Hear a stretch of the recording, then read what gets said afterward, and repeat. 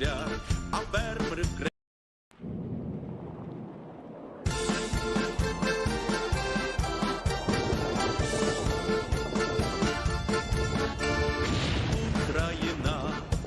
Україна, знову до нас поперлася москальня. Казав Шойгу, на парад Київ іде, любим сусідам руський мір принесе. Нет, Владимир, нет, Владимир, брешеш ти усьому світу, що ти за мір. Нет, Владимир, нет, Владимир, брешеш ти усьому світу, що ти за мір. Десь у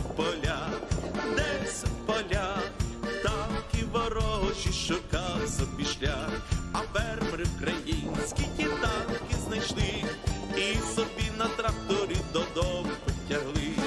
Нет, Владимир, нет, Владимир, брешеш ти усьому світу, що ти за мір. Нет, Владимир, нет, Владимир, брешеш ти усьому світу, що ти за мір.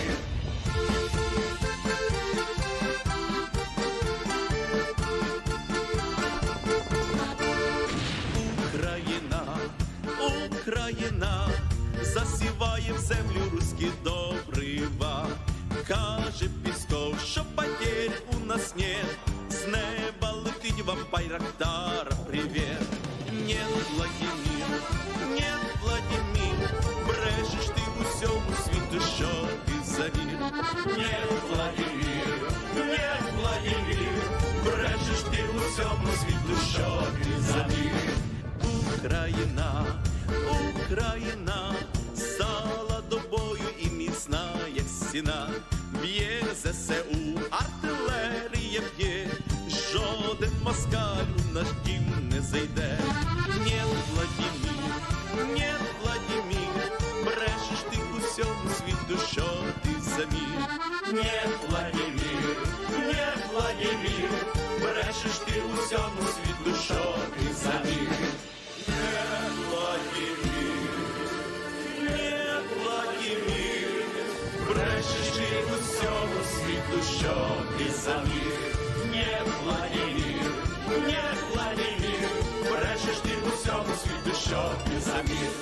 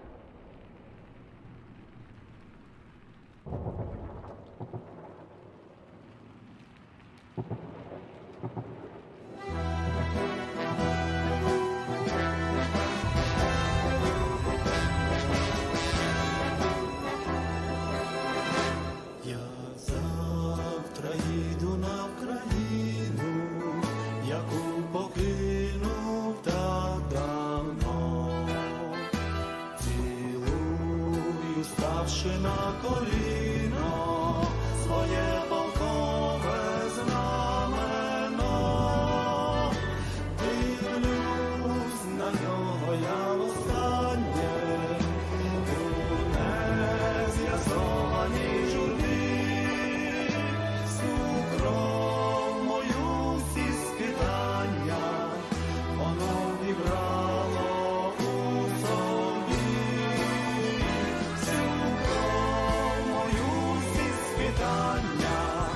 Воно вібрало у собі.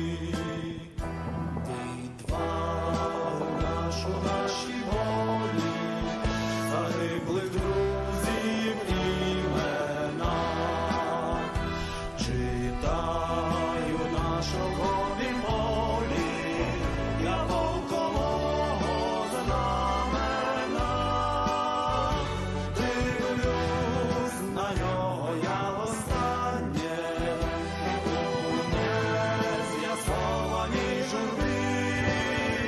Всю кров мою, всі скитання воно вібрало у собі.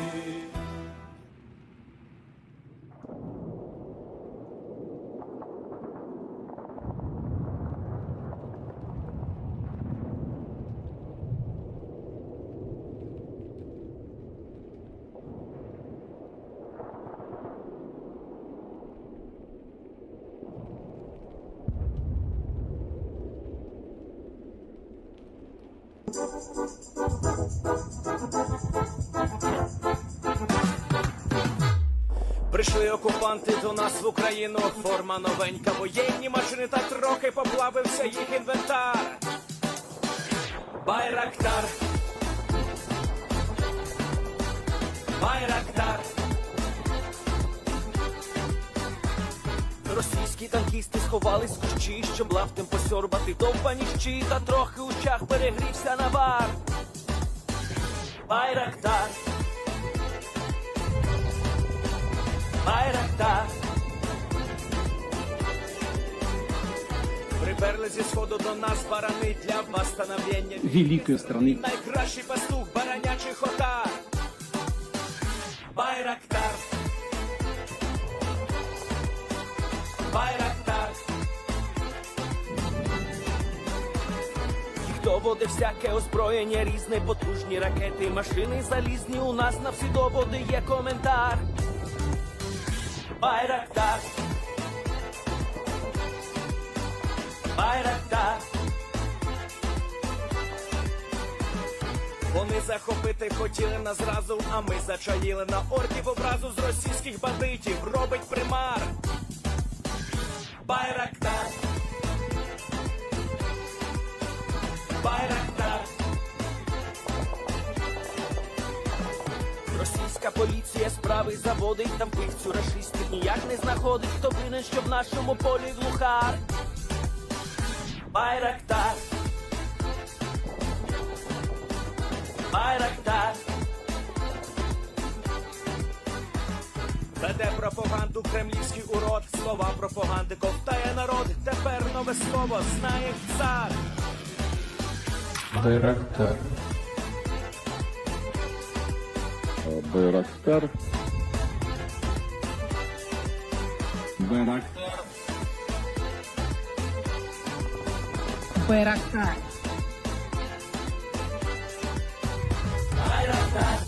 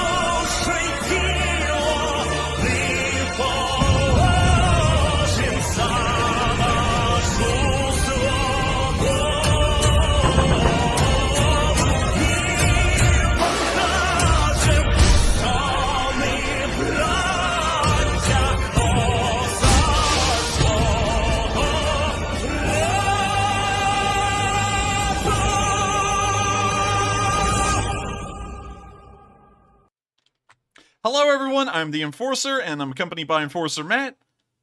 And good evening, folks. It's Enforcer Matt. Welcome back to day 146 of the stream. And also, I want to congratulate everybody on a very successful fundraiser on Sunday. I think we raised over $14,000 for Ukraine.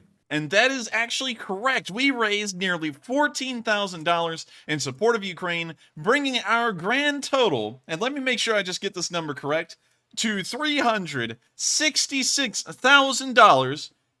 And 150, well, let me go back and do that because I butchered that. We raised $366,151 in support of Ukraine over the past 19 fundraisers. Our 20th one is right around the corner, and I actually have some big plans for it, but I'm not even going to tell y'all about that. Y'all are just going to have to see what those big plans are, and hopefully it'll be the biggest fundraiser we have ever run. But still, congratulations to the entire Lee Spring Army for raising another $14,000 and getting us even closer to raising $400,000 over the course of this entire war. I want to thank every single... Oh, also, I'll let Matthew have his moment for a real big yeehaw now that he did that.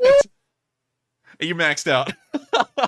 But with that, it's still... You just can't pick it up. It just can't pick it up. The yeehaw is so strong, the microphone just breaks. But still, I thank you all so much for being such huge supporters of Ukraine and this channel. But most importantly, since we're speaking of the fundraisers, Ukraine, $366,000 is nothing to scoff at all. That's a massive amount of support that we've all been able to get and rally around together as the Lee Spring Army. And I do have to say that it is something I'm incredibly proud of. And I'll know that this is one of the proudest moments of my life, is the amount of support and help we've actually given to Ukrainians. There are a lot of people out there right now who still support Ukraine, but they're the thoughts and prayers kind of people. And while thoughts and prayers are pretty nice, thoughts and prayers don't actually do anything to help anyone. And I'm glad to know that the Lee Spring Army has actually been able to help people over there get medical aid, rehabilitation, help out the veterans and the soldiers in the field. We have done more than I could have ever anticipated, and I hope that we do even more than that. But with that in mind, we now have another big note before we get into tonight's schedule. We have been working in the background, in the shadows, on a brand new merchandise line. It has been over a month since the last one we ran, and we actually have some really cool news, as 2 different merchandise designs have dropped tonight, and one of them is one that I've seen has actually become rather popular, and so it was a pretty interesting one. We came up with this one very recently as compared to the last one, but I'm actually going to show y'all how to get to our merch store and also our Discord and a couple of other things, just to let everyone know. It's kind of like a PSA again. So you get on YouTube and you see, oh look, the Enforcer is streaming, and it looks like Russia just killed their own pilots. Neat. So you click on that stream. Then we mute that because my voice is... Anyways, you scroll down here, and in the description, you'll actually read some of our main highlights of the news for the night, and you'll also see a couple of links. One of them will send you straight to United 24. The other one's an invite to our Discord server. I highly encourage y'all to join. We also have the Day 146 map down here in a link, which is the exact one I'm using on stream. And up at the very top, we have the Enforcer store link, and you can click on this, and it'll take you to the merchandise store. And we have some really cool designs, and I'm actually really excited about one of them. We have Lee Spring Army shirts. It says property of the Lee Spring Army on them. Of course, it says LSA, and it actually comes in a wide variety of colors for just about everyone. We've actually had a lot of our ladies asking us if we could get some, I guess you could say, more feminine colors, and we have done that. We actually have a light pink, and we also have a sky blue. We also have, of course, a wide array of nice-looking colors that the Ukrainian army looks to be using, like this, kind of like a light olive. We also have this army olive as well,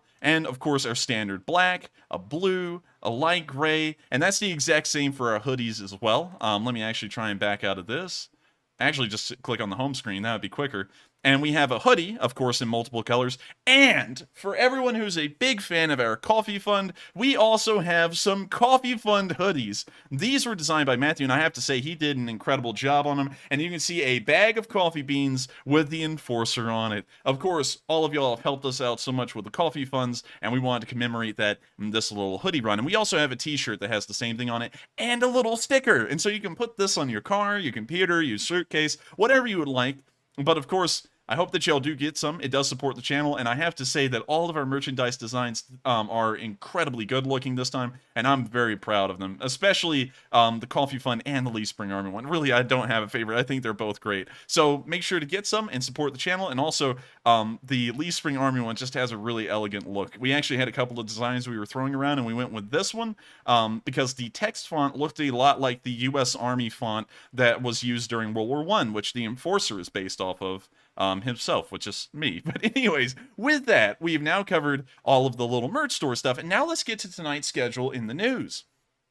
Starting off, we're actually going to be starting down in the Kherson area today, which y'all can see is a myriad of dark gray and blue dots, and we have gotten incredible news. It's hilarious news today that the Russians didn't just, and y'all may have heard about this, didn't just manage to shoot down one of their planes, they actually shot down two of them, and both of them were recorded on video. So we're going to be covering that first, and we're also going to be covering the, I guess you could say, surrounding news around the Kherson area, as we've seen a lot of activity around here that is suggesting that a counterattack is still going and still incredibly strong, and hopefully we'll be seeing some huge progress officially declared by the Ukrainian government and video evidence to substantiate it.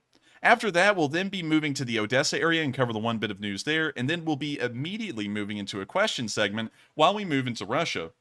After we answer those 3 questions from the chat, we're then going to move into Russia and cover the 2 bits of news we've gotten from there. One of them is Russian State TV. I'm very sorry about that. Actually, we have 2 in Russia. It's Russian State TV and also another kind of sad and very morose kind of bit of news, but it is showing that there's a bit of a fact going on down in there. And we've also seen something interesting happen at St. Petersburg. After we cover that news, we'll then be moving down into the location unknowns and covering all of the location unknowns with the Russian news.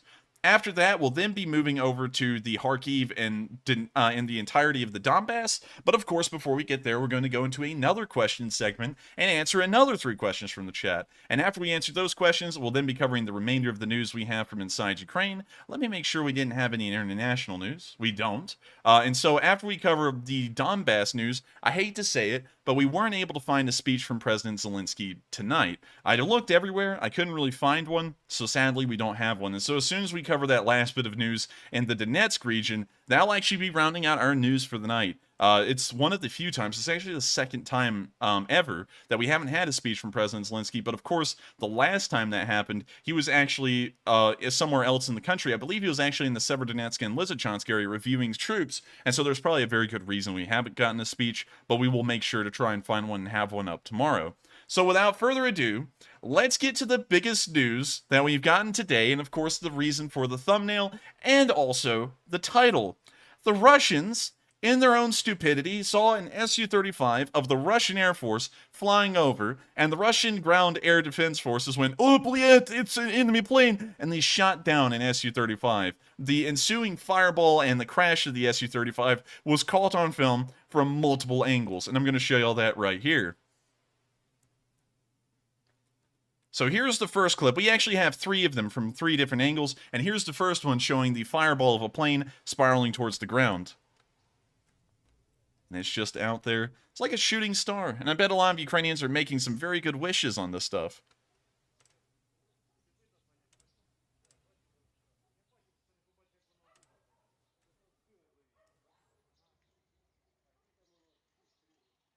And it's just spiraling down to the ground. We don't see a chute. And so I'm assuming, and this is a large assumption, that the pilot may have died. He may have gone down with the craft because we don't see a single little dot of a white silk parachute anywhere, or any other color. Sometimes the parachutes can change color, usually they're white or orange, but we don't see any of that anywhere around the airplane. Then again, the pilot could be incredibly high up. He may be 10,000 feet up in the air, and we may not see him. But I didn't see a chute in the video, and so we're assuming that the pilot may have been killed in the crash. The next video shows the Su-35 from another angle. This time, much closer and from a Russian, I guess you could say, checkpoint on the road. Это что, кого? Наших сбили? Да хуй его знает. Охуеть.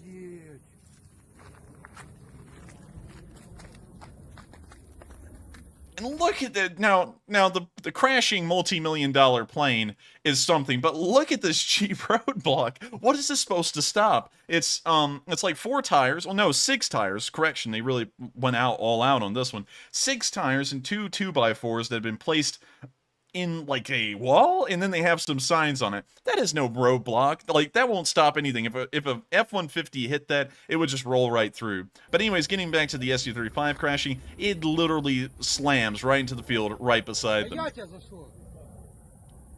Right there.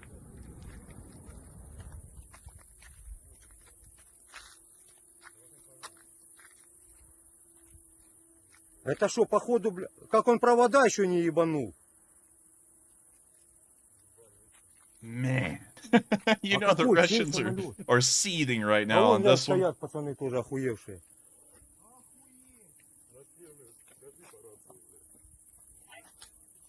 Oh gosh.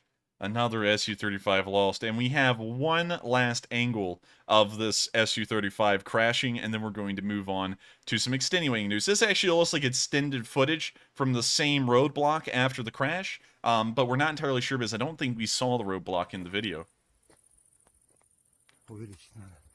No, correction, I think this was actually the guy who was standing in front of everyone else in the last video. And we can see him zooming in. Okay, now we can see the parachute. So there's the pilot that is ejected. So we do know that the pilot did survive, and so my assumption at the beginning was incorrect.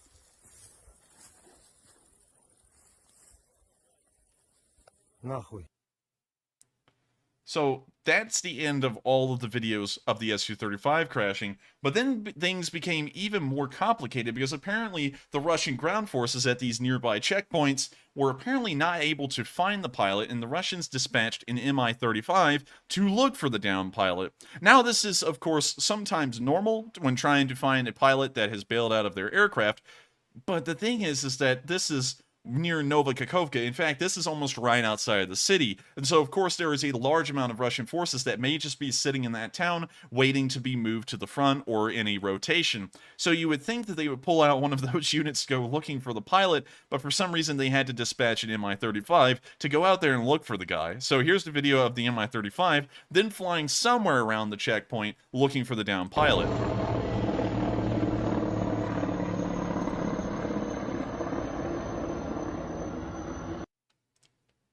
Pretty messed up all around, and they managed to shoot down their own Su-35 once again. And to remind y'all of how much an Su-35 actually costs, an Su-35 costs $85 million. That's as much as an F-35. So that kind of puts it into perspective how bad a loss of an Su-35 can be. Also, just for y'all to know as well, because no one's really shown y'all an Su-35 on stream. Well, I haven't shown y'all an Su-35 that isn't in flames. This is what an Su-35 looks like. It's heavily based off of the Su-27. It's, in fact, pretty similar. There's just a couple of upgrades to it. I guess you could say more in the avionics and technology sector than the actual airframe. So it's really identical to the Su-27 in a lot of ways, but it's still one of Russia's most advanced fighter aircraft, or I guess you could call it a multi-role in a way, that's used in their Air Force. And we just saw one of them get shot down today, and not only that one, they managed to shoot down a second one on film as well. Now, the reason y'all may be asking, how do I know this is the second one? Because it looks like the same aircraft spiraling to the ground. Notice the time of day. When the first one crashed, it was dawn. When the second one went spiraling to the ground and exploded, it looked like midday. And so here's the video of another Su-35 being shot down in the same place at the same time. Вот это же осколки, да, вот это сбили ее. Ну да, он ее сбили вот здесь. You can actually, wait a minute, no, that's insane, actually. You can actually see the puff of smoke where the surface-to-air missiles slammed into the well, that's kind of a little bit of an incorrect statement, kind of nerding out here for a second. Surface-to-air missiles and air-to-air missiles don't necessarily slam into the plane. Some of them will, but surface-to-air missiles usually just fly near the plane, and they have a kind of proximity fuse on them, which means they'll explode somewhere around it, and the shrapnel is usually what destroys the plane. It's not the direct impact of the missile. But you can see the puff of smoke from that surface-to-air missile that exploded right there. I'm assuming that the Russians shot down these two aircraft of their own as a sign of goodwill to the Ukrainians. А ну сейчас глянем. Вон она, ага, вон. There's the little fireball. You can also notice that this one is descending at a different rate of speed. It looks to be more in a nosedive, although it is starting to go into a spin right now. You now see that the fire extinguished for a second. It actually looks like it went into some cloud cover. But clearly, a totally different aircraft, a different time of day, and another Russian aircraft that the Russians have killed themselves. And so I'd like to thank the Russian surface-to-air missile defense systems for shooting down Russian planes over Ukraine. They, too, are helping to keep the Ukrainian skies clear of Russian aircraft, and I hope that they're able to continue to do that throughout the rest of the war. I actually think that President Zelenskyy ought to find out who the surface-to-air missile battery commanders were and make sure to give them citations of bravery with Ukrainian medals and try and mail them to them some way, maybe by Ukrainian postage, and maybe put a little Ukrainian-Russian warship stamp on it. So with that, we're now going to be moving out of the airplane news, which has been incredibly exciting today, and we're now going to move to the next large amount of news, which is that the Ukrainians have actually been barraging the Antonovsky bridge across the Dnipro River outside of Kherson. And we actually saw footage today of the damage to the actual tarmac of the bridge.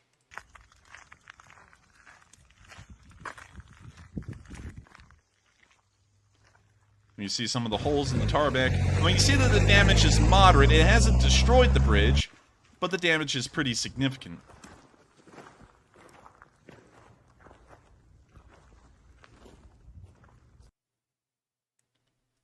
And so with that, pretty nice video right there, and it's interesting to see that the Ukrainians are actually targeting the bridge.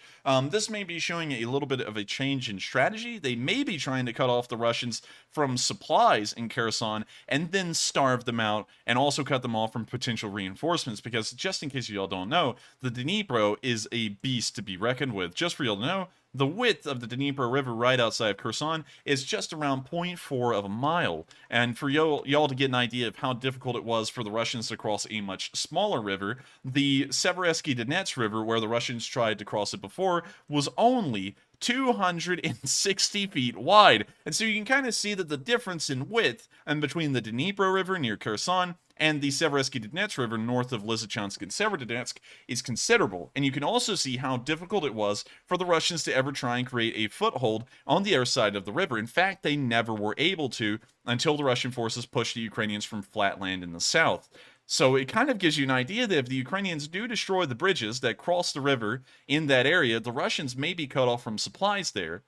So a very interesting little turn of events, and we've also seen another attack near another vital piece of infrastructure that the Russians currently control, which is the Novokakhovka Dam. We actually saw on day 145 that the power station had caught on fire, and it was supposed to have said that the Ukrainian HIMARS had struck the power plant and caused a disastrous fire, most likely knocking out the entire dam's systems. Today, we got a little bit of additional information from someone who did a little bit of sleuthing, which of course we're greatly appreciative for, and they showed the pictures of what the Ukrainians may have been trying to hit. They suppose that the target appears to have been an electronic warfare repellent system, although we're not entirely sure, and it was very close to the dam's lock, which allows boats to travel up and down the river. So we're not exactly sure what the fire was caused by, but it was close to vital, I guess you could say, systems of the dam and also the lock as well. So it's really hard to tell which one they struck with the HIMARS at this point. They may have struck all of it. So we'll just have to wait and see more additional information and try and figure out what exactly did the Ukrainians hit at that bridge. Meanwhile, on the actual front line, we've seen the Alder in use, which is somewhat new. We have not seen the Alder in use really for a large amount of time during this war. But here's the video of the Alder MLRS's firing. Oops, sorry.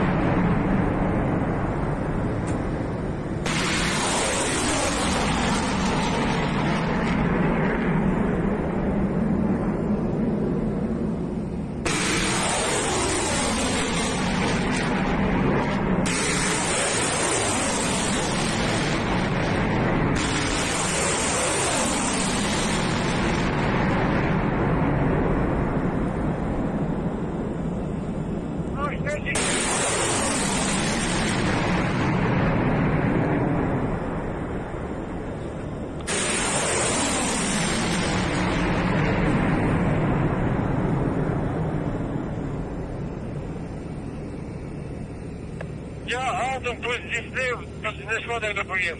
З добрим ранком.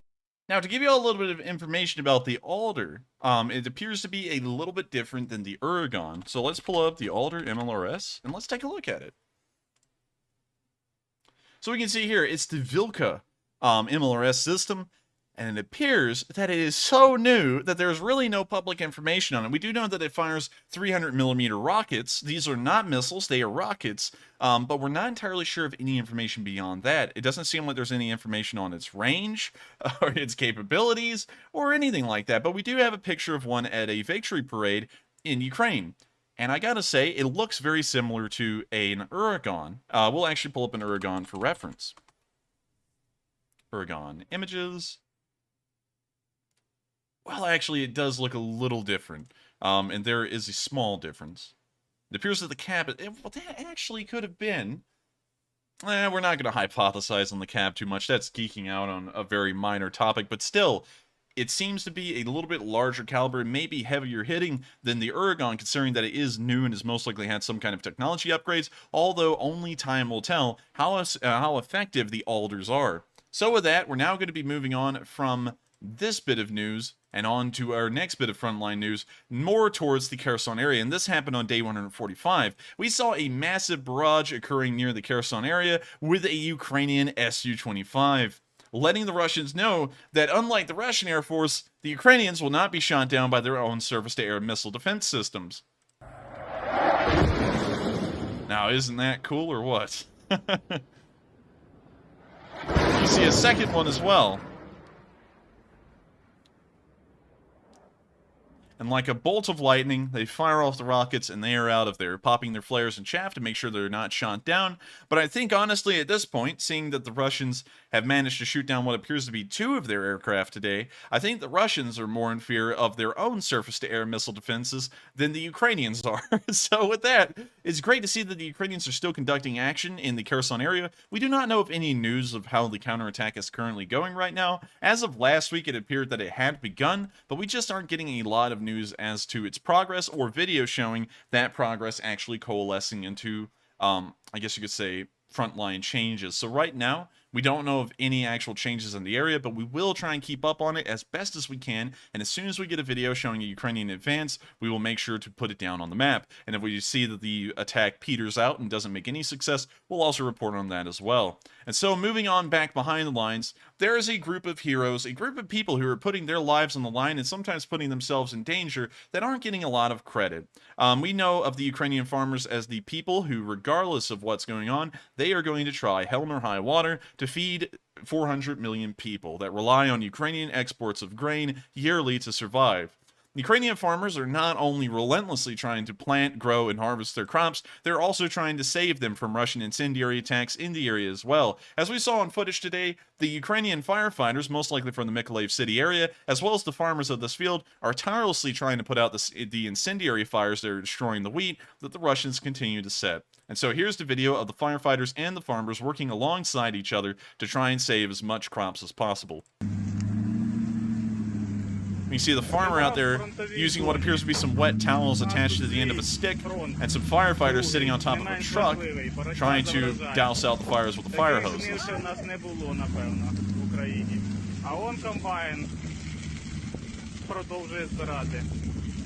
Це все після вранішніх прильотів. Шевченківська громада.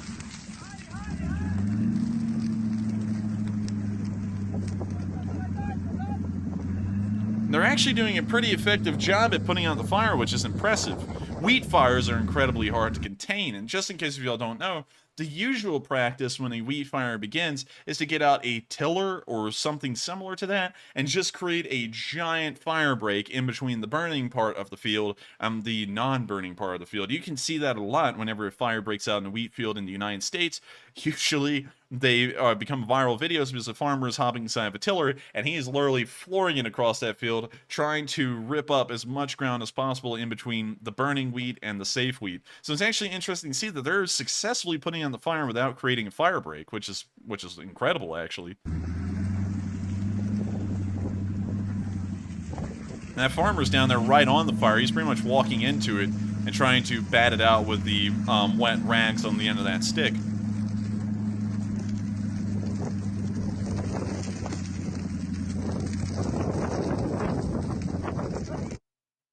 So with that, that's the end of the video, but once again, an impressive effort by the Ukrainian farmers to make sure that food supplies are not going to be threatened or destroyed by the Russians during this war. They are trying the best they can, and of course farmers are incredibly important to the entire world. Without farmers, which only make up in most developed countries less than 1% of the population, pretty much everyone in Europe and the United States wouldn't be able to eat. And so these small 1% of people are literally what the rest of the 99% count on for their food. And they know that, and they're continuously trying to make sure that these people will have something to eat.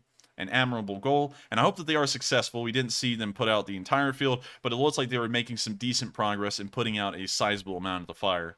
With that, we're now going to be moving on out of the Mykolaiv area, and we're now going to be moving to Odessa, where we saw that another attack had occurred, most likely a cruise missile attack on the city of Odessa. And so here's the video, and you can see the ensuing fires at what appears to be a warehouse.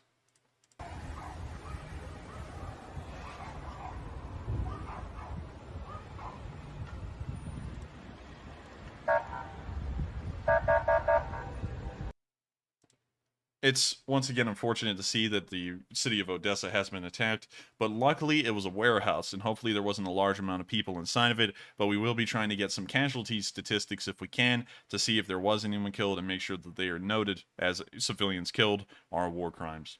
With that, we're now going to be moving out of the entire Odessa and Mykolaiv and Kherson area, but before we move on up into the Russian news and the location unknowns, we're of course going to take a quick little pause to address 3 questions from the chat, and after we answer those 3 questions, we'll then be moving on to the Russia and location unknown news. And so with that, what do we got, Matthew?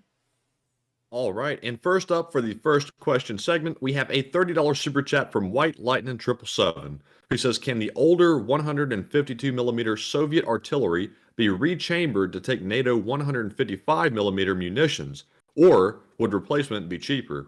That's an interesting idea, and I would have to say I'm not really an artillery expert or a reboring expert for that matter. I think it would be better to ask an artillerist or a metallurgist about that kind of question, because I'm not really sure if the quality of steel that those 152mm barrels are made out of could withstand having a decent amount shaved out of them. So I'm not really sure, and on top of that, the length of the barrels may not be conducive to the NATO 155mm rounds. They may be too short for the round to pick up enough velocity, which is something that we've noted a lot during this war, is that Western artillery usually has longer barrels than their Eastern counterparts. The only exception to that would be the Mista B, which then is also in the Mista S SPG. So by and large, I'm not really sure. I would be leaning more towards the side of I don't think so, and I don't think it would be too effective to do, because those artillery systems may not have the same range as, say, an M777 or a Caesar or a Panzerhaubitze 2000. But it is an interesting idea, and hopefully someone out there who is an expert in that field could answer the question of can a barrel like that be rebored or not, and can it be effective or not? But I hope that does answer the question. I'm sorry I can't answer it exactly. And once again, take that answer with a grain of salt, because I don't know a lot about reboring and stuff like that. That's a lot of custom work, and while I can usually spew off the, I guess you could say, out of the box kind of like manual stats on stuff, it's really hard to guesswork what would actually happen if one was to be custom rigged to take a different kind of caliber, and if that would be effective or not. So thank you very much for the support, White Lightning. That is an incredible question, but sadly I just don't know enough to answer it all too well. But with that, we are on to the next question, and thank you once again, White Lightning 777, for the support. And just a quick note, Enforcer, I was able to track down today's Zelensky's speech, and I have sent that to you over Discord. Just a quick note about that. And up next, we have a super chat from Kaltenberg, who puts in a $20 super chat and says, more bacon and more by Rocktar. Well, thank you so much for the support, and of course, we always try and get more Bayraktar, but sadly, Bayraktar footage is harder and harder to come by as time goes on. 1 second, address from the president. I want to make sure that we have that. We will actually have a speech from Zelenskyy tonight, so we'll just leave that there, and we'll also mark it gray. Give me just a second, Kaltenberg. There we go.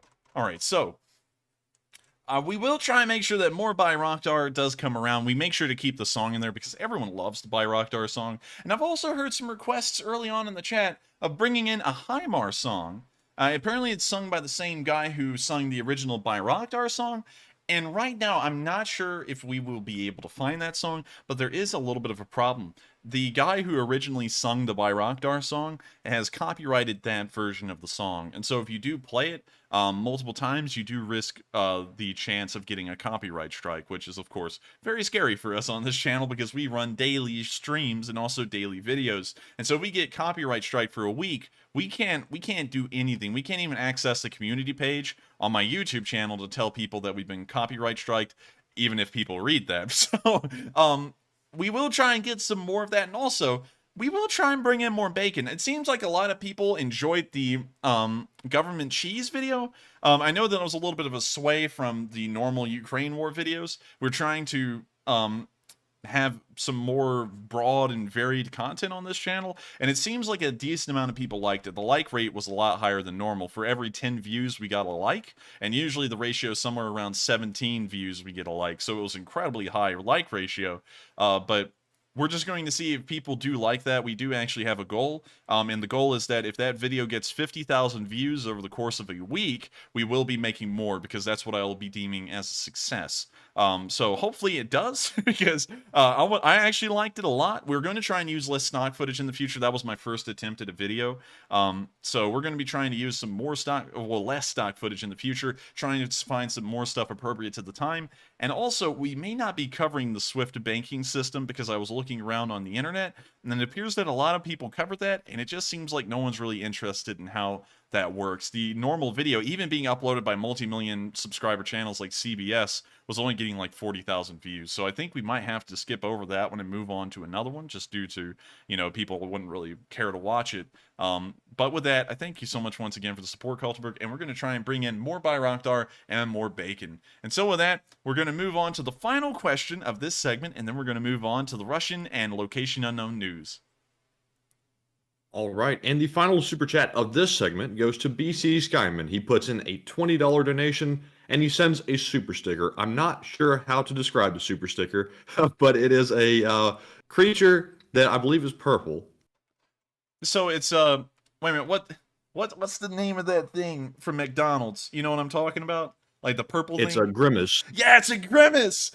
Yes, that's hilarious. Hopefully we won't get copyrighted for this, but I bet a lot of y'all from the olden days may remember Grimace. It's such a weird thing to look at, but you know, back when McDonald's actually had Grimace. Yeah, back when McDonald's actually had a fleshed out kind of like character group rather than just Ronald McDonald. They've even got rid of him, which is kind of sad. Bring back Ronald McDonald, but you know, of course, Grimace was in there. You had the Hamburglar. I just remember the Hamburglar really. Because for some reason I just found him funny, and of course Ronald McDonald, and then you got Grimace. But I guess that was a Grimace, and we thank you so much for the little Grimace right there. Of course, that's hilarious. Hopefully we don't get copyright strike. McDonald's, we're not trying to steal Grimace. We're just looking at him and laughing at him. So also look, Matthew, hang on, let me stream this to you. This is hilarious. We got a Grimace pimp. Oh my gosh, it's holding money and the staff and everything. Yeah. Dude, imagine your pimp being Grimace. That's horrible. That thing is kind of creepy, actually. It actually is. I mean, like, if I saw this thing as a child in the 80s, I would have nightmares about Grimace, like, being in my closet and stuff. But, man, yeah, this thing is actually kind of creepy. Look, they made an anatomy of Grimace. That's even creepier.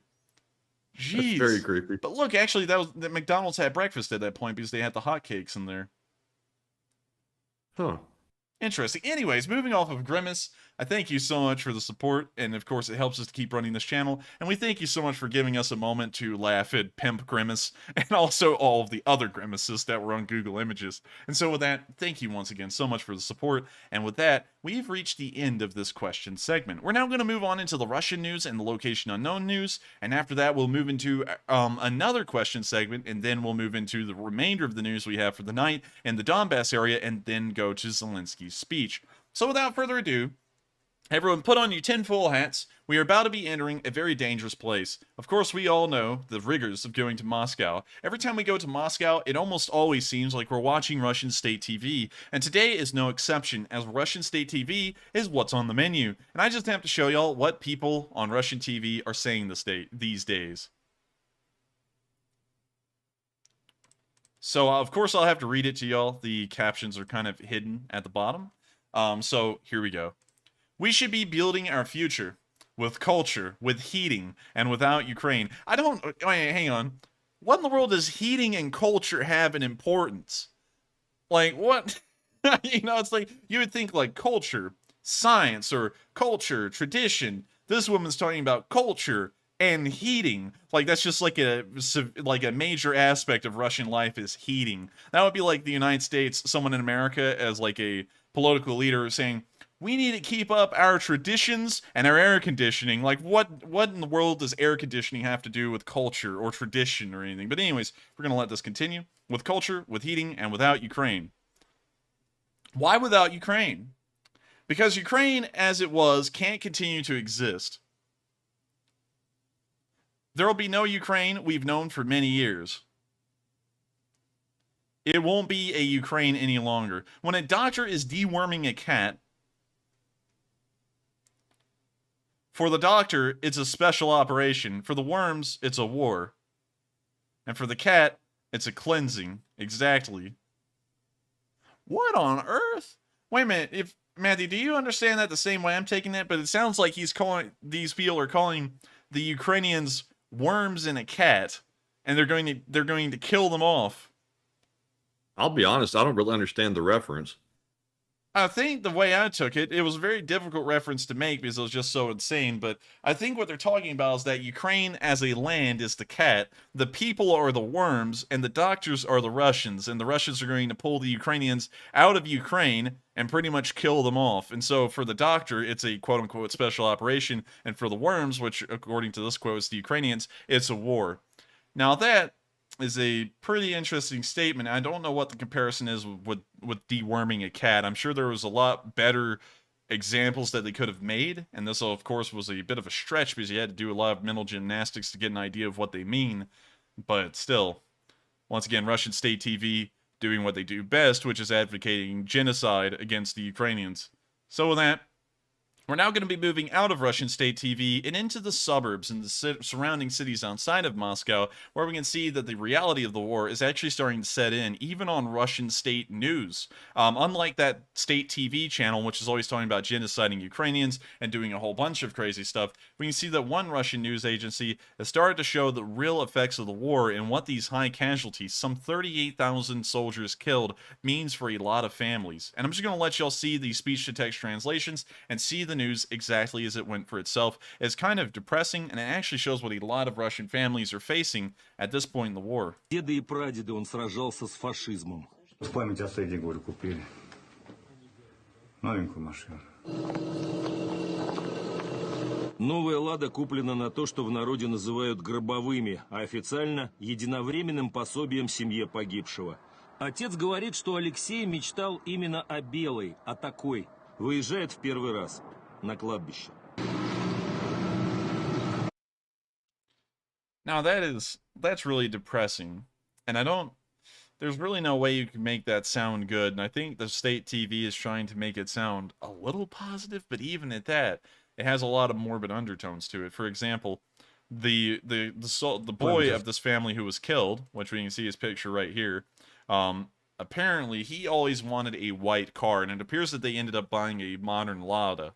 And so the Russian army, when the kid was killed, gave their family a stipend of money like they're supposed to. And apparently it's become so common that families are receiving the stipend of money that they've come up with a name for it, and they're calling it coffin money.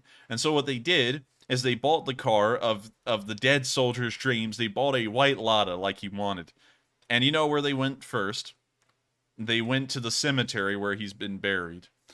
This is about the epitome of what this war is going to bring to the average Russian. It's no patriotic war. It's no grand war with grand goals. They're not even winning it. It's been nearly 5 months. This was supposed to last only a week, and they're still there. They're piling up bodies by the day, some additional 300 killed per day now, and nothing is changing at all. And we can still see that they're dying day in and day out, and the Russian state TV isn't even trying to make this sound like it's not happening.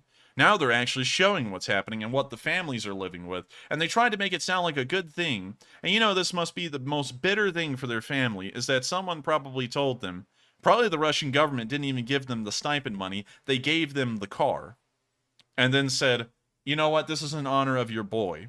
And so they're going to look at this car bitterly for the rest of their lives, because to get this white Lada like their son always wanted, their son had to die. It kind of reminds me of a story that I read at a time.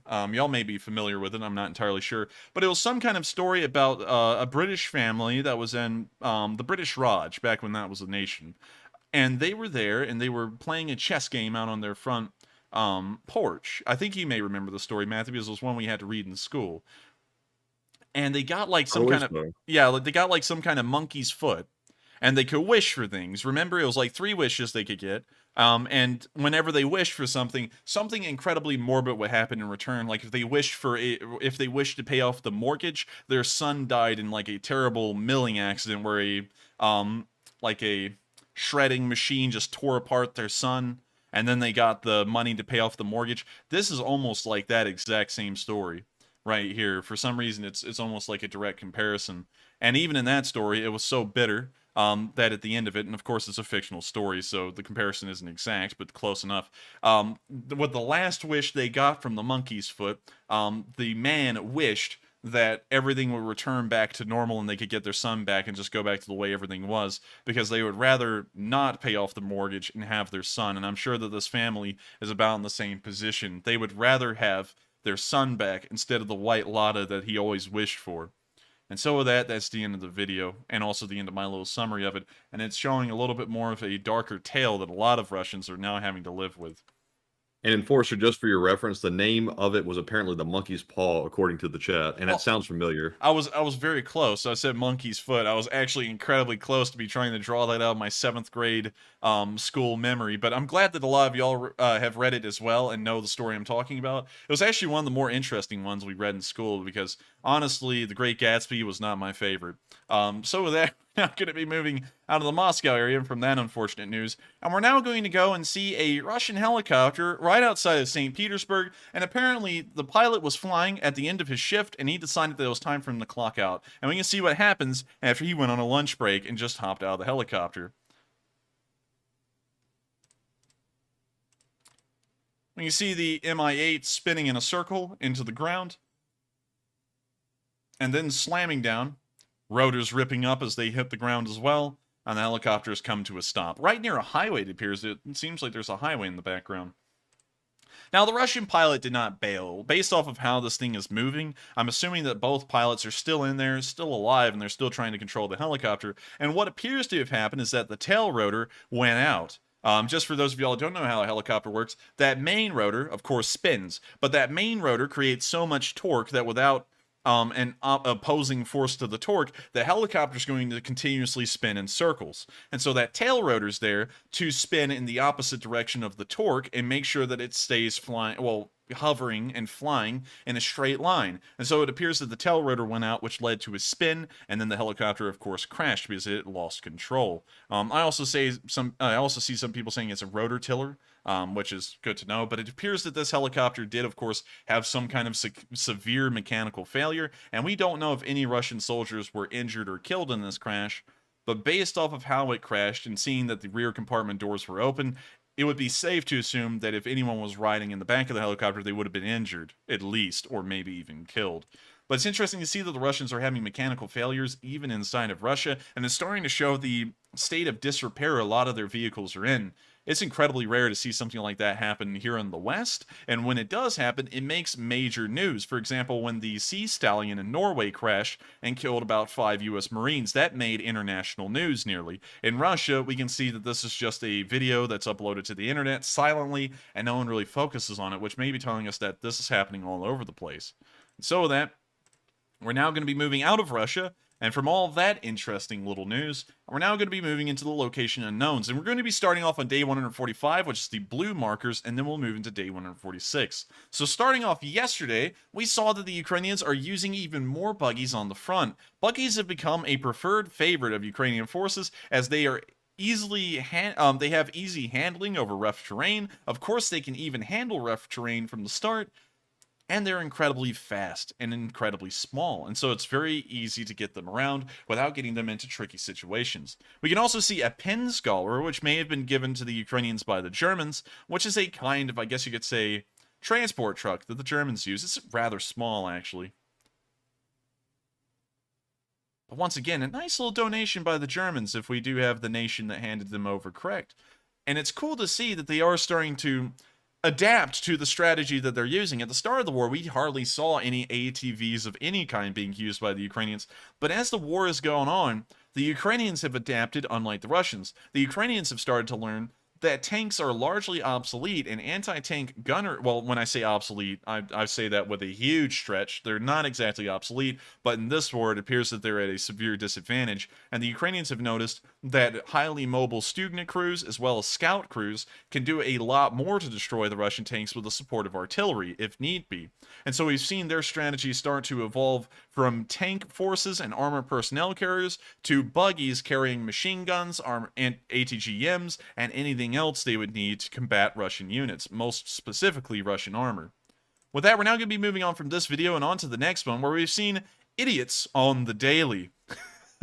Now, everyone enjoys a nice Darwin Award runner-up, but it appears here that we almost had another one, as a Russian tank, it appears to be a T-90A, had a load of infantry on the back. It appeared to be a full squad. And so the Russians, of course, in typical fashion, decided that the best thing to do would be to start a violent left turn and also start spinning the turret at the same time to try and throw off as many Russians as possible and try and run them over as the tank spins around. And as you can see here, one Russian hopped off and he was lucky enough to run. Another one fell off and he just kind of laid there, and a second one did as well. And we can see that they apparently hit the ground so hard, they weren't going to get up. And so if the tank had continued to turn or back up, those Russians would have been run over. Luckily enough, they all freaked out and started hopping off because they figured out, dang, these guys are crazy. And they were like, nah, we're just going to walk. We're not going to ride. We're just going to walk.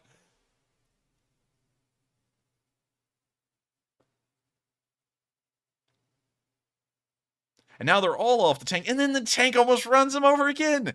Now, just in case y'all don't know, Russian tanks don't have a neutral steering gear in them. That's something that's common in Western tanks. Western tanks can actually turn on a dime. Russian tanks cannot. You actually have to start a little bit of forward motion in a Russian tank to make them turn, or you have to go in reverse, which is something that's another disadvantage of a Russian vehicle. But right here, you see them almost running them over again, and then having a very tricky time turning the turret. And then they just sit there, and you can see the infantry squad trying to get as far away from the death trap as possible. Once again, huge credits to the Russians being idiots. If it wasn't for them being idiots, the war would be a lot harder to fight. So, huge credit to them, of course, and huge credit to the Russian military academies and training schools where these soldiers are being trained, as they are doing a good job at making sure that these soldiers are the smartest and the sharpest. With that, we're now going to be moving on to our next bit of location unknown news, where we can see a Russian armored column being attacked by Ukrainian forces. Apparently, we're seeing this through the scope of an anti-tank guided missile system or some other form of scope, but here's the video. We can see the Russian column down there on the road. На Where my базі mouse танка cursor is? РСЗО «Буратіно». Да.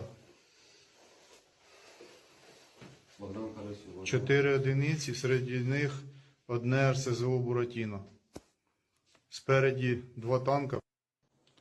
It appears that they may have been waiting and stalling for most of the column to round the corner and go into the sight of the anti-tank crew, because it wouldn't be smart to hit the column while most of it was behind cover still. And so usually, you will wait. According to historical examples that I've seen, you usually wait for the entire column to be exposed in the open before you begin firing. It's an incredibly smart strategy, and if you can destroy the head vehicle of the convoy and the rear vehicle, like what usually happened at the Battle of the Chosin Reservoir, you can usually start to put these units into very tricky situations.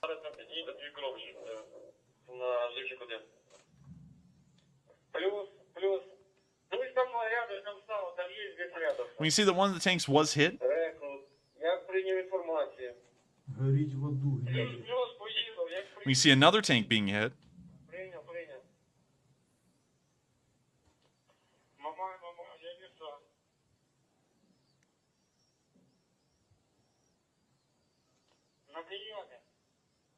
Looks like another vehicle may have been hit, or it may have been one of the same vehicles being hit twice.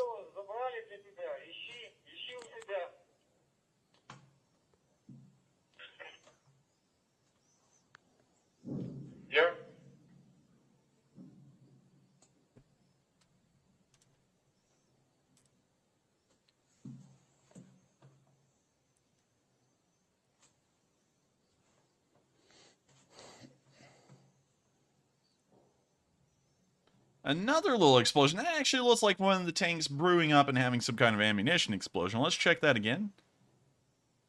I can't really tell you for certain. That may have been another artillery hit, ATGM hit, or the tank exploding. I can't really tell you for certain.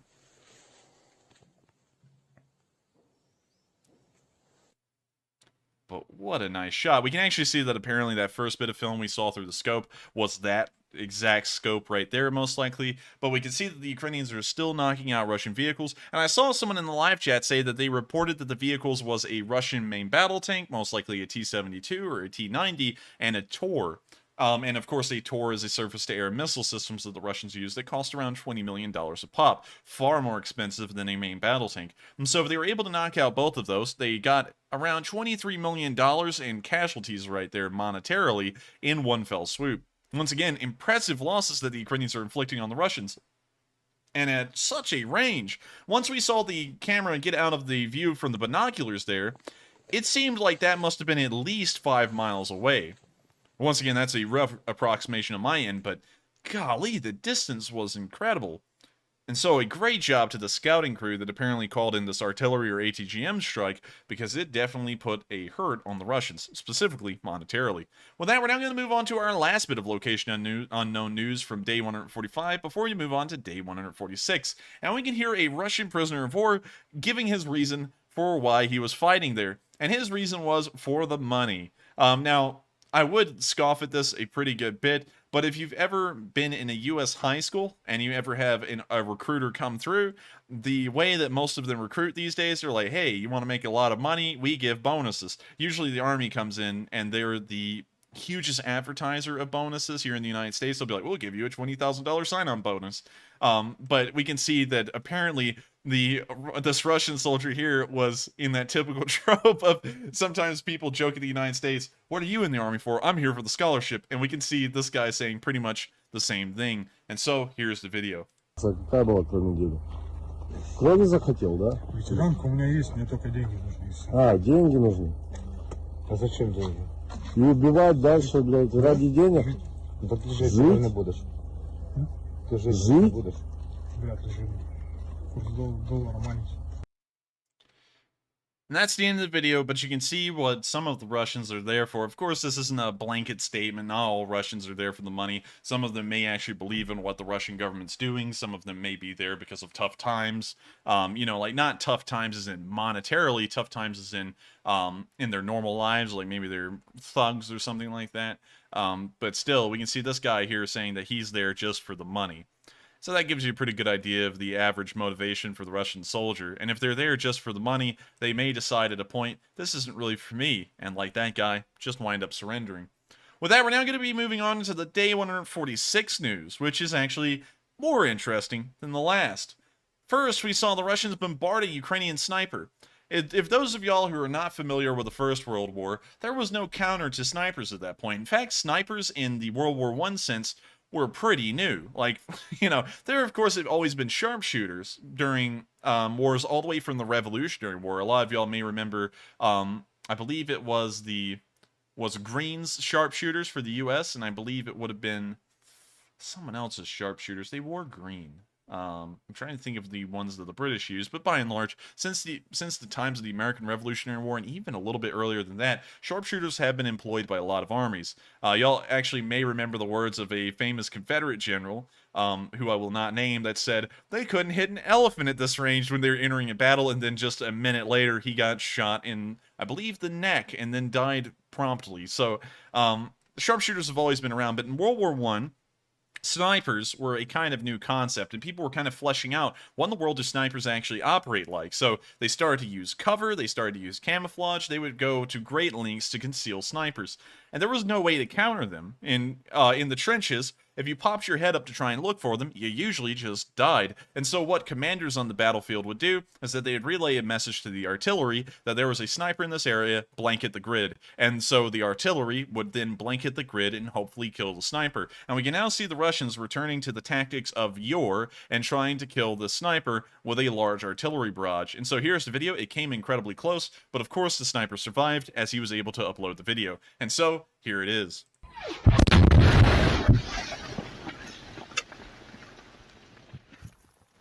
Я ебу.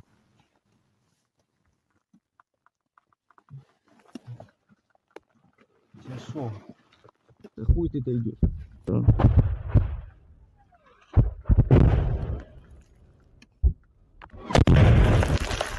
Ooh, that was close.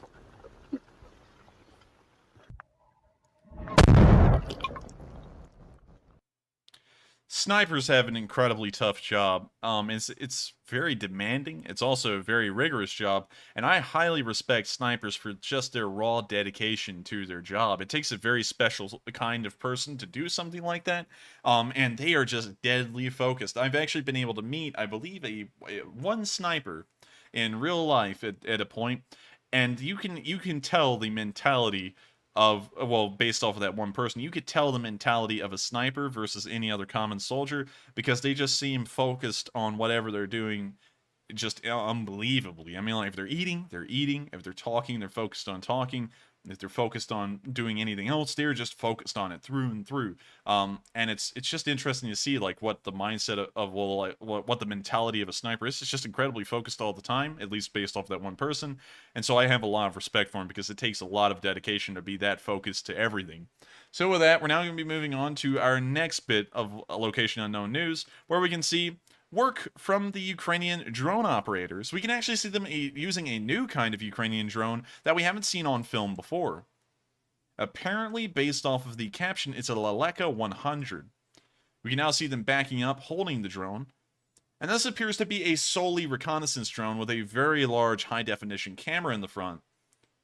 You can now see that the drone was launched, and they are now flying it. And you can see here that if that was the camera, wow, that is a nice camera, Matthew. That's like a 4K Ultra HD camera. Yeah, really. They're going to make cinematic films after the war with this thing. And so you can see a UA-469 moving down the road there. And we can see them, of course, scouting it and following it right now on the camera. We can now see that it stopped somewhere down a country road. And now the artillery has been called in, of course, thanks to this Leleka 100 drone.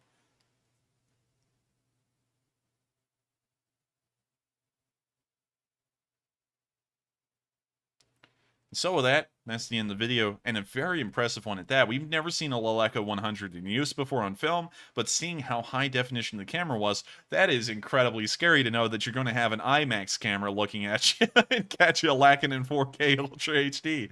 So with that, we're going to be moving on to our next bit of Location Unknown news. But before we do, a lot of viewers have been talking about rifles in the Civil War because of my sniper comment, and I saw someone say, it was Verdegio, I believe, that says, I think that the Sharps were used to kill the buffalo. And you'd be correct. The Sharps was one of those rifles that were used the most to kill buffalo. It uses a 45-70 round, which is an incredible round, but it drops like nothing, drops like a rock.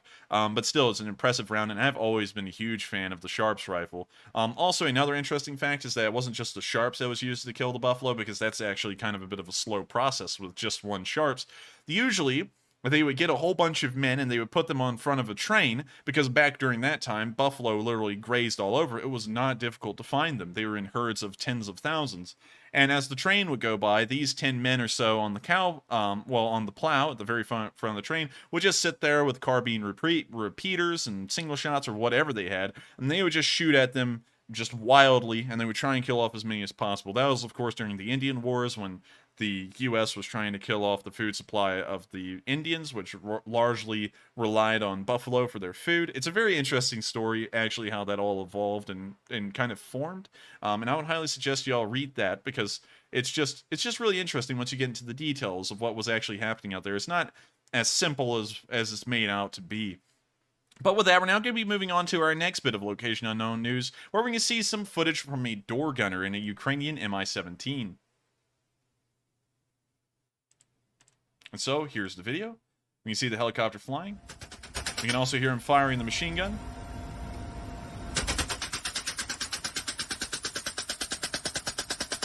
And I have to say, based off of the length of that belt on that machine gun, they are literally giving the Russians the whole 9 yards. That's gotta be, like, 9 yards of ammo right there.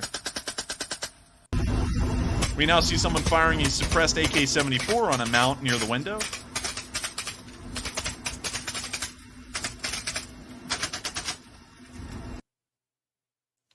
With that, that is the end of the video, but once again, pretty interesting to see that the Mi-17s are still flying pretty heavily, actually, from the Ukrainian side, both as attack helicopters and transports, and that they're using them apparently close enough to Russian lines that they're firing at the Russians from the helicopters. Very interesting to see, and with that, we're now going to move on to our last bit of Location Unknown news, where we can hear that the Ukrainians have gotten a superhero. A lot of y'all may know the Marvel movie series. Y'all also may know about The Boys, which is a TV series that's come out on Amazon Prime that talks about the superheroes of Vought Corporation and their kind of nefarious doings. It appears that the Russians are claiming that Ukraine has a homelander of their own, or a Captain Ukraine, if you will. As this news article lays out, and of course, take news articles with a grain of salt, but I thought this one was interesting enough, and it seemed like something that the Russians would spin, as we've actually seen them on film state that the Ukrainians are using witchcraft, and so this didn't seem that far off the beaten path in terms of what the Russians have said. But according to this news article here, which we will read for a second, apparently 2 lawmakers, or 2 politicians as I like to call them, in Russia claimed, let me try and find their names. Konstantin Kosachev, the deputy speaker of the Russian Federation's Council, and Irina Yarovaya, deputy chair of the State Duma, touted that what they described as a bombshell findings from the investigation. Testing of Ukrainian POWs' blood, they claimed, uncovered a range of diseases that suggest they were secretly experimented on for quote-unquote military purposes. And so they're kind of trying to propagate the idea, as it goes further on through the article, that the Ukrainians have been trying to make Ukrainian super soldiers, kind of like you would see on The Boys with temporary V, and that's why the Ukrainians are kind of having the edge right now on the Russians. And so we can kind of see that Russian politicians are starting to say that they're losing the war, and now they're literally blaming it on Superman. Next thing you know, they're going to say that Homelander's going to come to Russia and kill them all. But pretty interesting at that. I thought I would include that for a second. We don't have actual video footage of them saying that, so take it with a grain of salt. But once again, based off of what we have seen on video, it's not that far off the beaten path for what the Russians have lied about before. So we will be keeping an eye on that and trying to look into it and see if there is a lot of validity to it. But with that, we've now reached the end of this bit of news from Russia and also the location unknowns. And so with that, we're now going to start moving on into the Kharkiv and Donbass region and also the speech from President Zelenskyy. But before we get there, we of course have to address 3 questions from the chat. And after we answer those 3 questions, we'll then move on to the final bit of news. And so with that, what do we got, Matthew?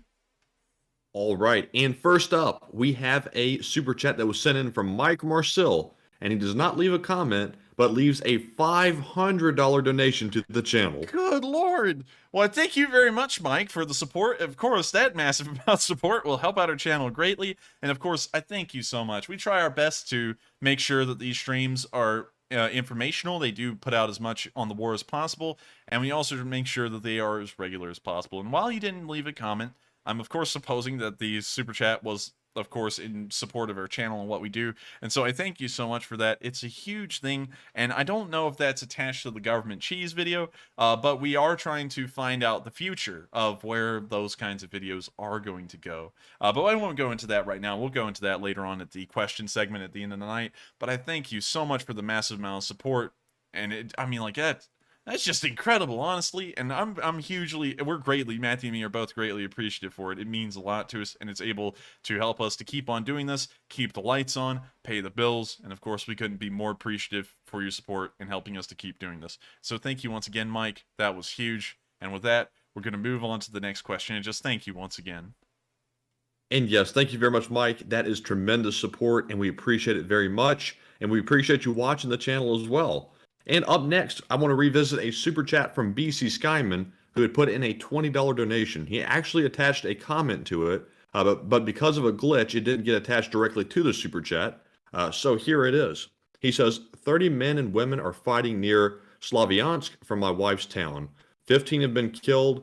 We have been supporting them, so pray for the wives and children left behind, and may God protect them. Well, thank you very much for the support, BC Skyman, and that's, of course, unfortunate to hear. One thing I do have to say about Ukrainian casualties is that while they're unfortunate, they are fighting for an incredibly great cause, which is the defense and the survival of their country. And I've got to say that every single one of them is, of course, a hero of the country, and I hope that the unit is able to get out of the war without taking any further casualties, at least in a large amount. But that's, of course, unfortunate to hear, and I hope that everyone's thoughts and prayers, along with y'all support on the fundraisers, do go to Ukraine, as all of it helps out soldiers that were fortunate enough to not die and just ended up being wounded, and we can, of course, help them out as much as we can. And so with that, thank you once again for the support, BC Skyman. I hate to hear that, but I do hope that the rest of them make it out A-okay. So with that, thank you once again for the support, BC. I hope that does address the comment, and I hate to hear that, but I hope that everything ends up being okay as the war does continue to progress. And so with that, thank you once again for the support, and we're on to the next question. All right, and next up we have a $20 super chat from Tina Coulart, who says, how is Mr. Lunchtime doing? Yeehaw from the Netherlands and Slava Ukraine. Can you reread that one real quick? Yes, Tina says, how is Mr. Lunchtime doing? Yeehaw from the Netherlands and Slava Ukraine. And Tina, I will say, Mr. Lunchtime can't be doing that good because, like we mentioned a while back, Tasties has run out of barbecue sauce. Yeah, and I mean, like, you know, it's going really bad too, because you see, the thing is that Mr. Lunchtime eats anything and everything, and Tasties is starting to run into moldy buns and moldy meat, which I don't know how meat molds. Usually it just gets maggots, but I guess if it's like that McDonald's horse meat kind of stuff, I guess it can mold. But Mr. Lunchtime isn't having a great time because Tasties is now getting that kind of moldy crap, and he's not eating it. And so I think he's starting to lose weight, and we may see him evolve into something strange. I mean, like, I think he's going into his next stage, but we're going to keep an eye on Mr. Lunchtime and do our best to make sure that Mr. Lunchtime remains Mr. Lunchtime, because I'm scared if he loses weight of what he may become. So with that, I thank you so much for the support, Tina. I hope that does address the question, and of course, we appreciate the little joke. And of course, Mr. Lunchtime has been around for a pretty good long while. While he's not mentioned directly on the streams a lot anymore, he is still, of course, on everyone's minds, in everyone's hearts, and he is remembered as the big man that everyone can laugh at when thinking of LPR forces. And so with that, I hope that does answer the question, Tina, and thank you once again for the support. And so with that, we are now going to move on out of this question segment. And once again, I just want everyone to know, if you have put in a super chat tonight, we will answer them. We answer every single super chat that's put in. And just for those of y'all who think, wait a minute, do I have to pay to have a question answered? No, you don't. We actually answer questions absolutely free. Super chats are just to support this channel, and you can attach a question to them. That will guarantee it's answered. But if you want to, you can just also throw in a question in the live chat, and we do get around to as many of them as we can at the end of the stream, and we answer them.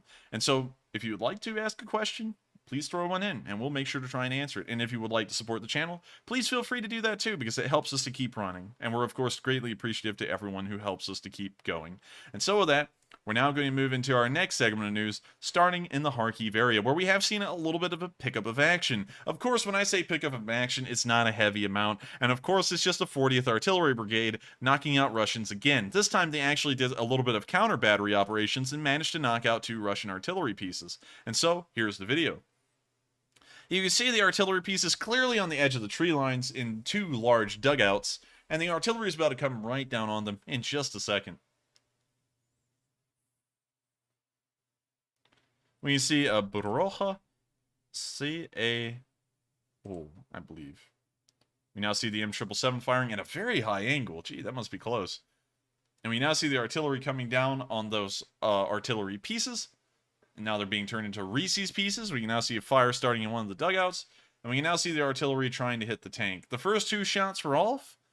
Kind of a little strange. We usually don't see that from Ukrainian artillery. Usually the second shot's dead on, and it looks like the third one hit, but we didn't see the tank brewing up. So unfortunately, all we can confirm on this video is that 1 artillery piece was certainly destroyed, 1 may have been damaged, and the tank may have been lightly damaged, or destroyed, but we can't really tell for certain. And so with that, pretty interesting video, and it's great to see that the 40th Artillery Brigade is still keeping up the fire. Moving on down to day 146's news, which is today, we have seen the border guards once again guarding the borders of Ukraine. And so, here's the video. This got copyrighted music. You now see them dismounting the vehicle. You now see them talking. Now, you know, something that's interesting to me is how both sides has had to heavily adorn themselves with very bright colors, and I'm starting to wonder, because it's getting heavy these days. It's not just an armband. Now it's armbands, leg bands, head, I guess you could say, stripes. It's everything now. I mean, like, almost the entire uniform has become a certain color, and it begs the question: is camouflage useless? I mean, you know, that kind of sounds pointless. That kind of sounds like a stupid question, because by and large it's still covering the body of these men. But if you see a colored armband, it sticks out. That's the whole point of them. They stick out because of their bright colors, and so you know whether they're friend or foe because there's so much of a bright color on them.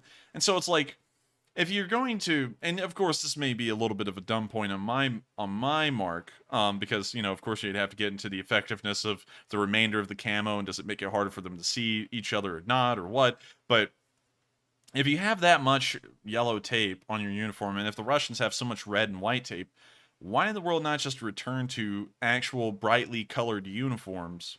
Just so that way you can distinguish the sides. Because it seems like camouflage, as we continue to see wars move forward, is starting to become less and less used, because camouflage has become so good and so similar to each other, it's really hard to tell whether someone is friend or foe from a distance, unless if you get right up on them, and then at that point it's too late. So, I mean, like, honestly, at this point, I would just highly suggest returning back to the late 1800s uniforms, where you have, like, red tunics and blue tunics, because if you're going to get this brightly colored on a camouflage pattern, you're pretty much defeating the purpose of it. But once again, that's kind of an aside of my own. Of course, camouflage would be crucially important in certain situations, but then again, if you look at U.S. camouflage versus Ukrainian camouflage right now, you can't even tell the difference hardly. And that's great, because that means the camouflage is doing its job. But at the same time, your normal enlisted grunts are not going to have any idea whether that other group is friend or foe.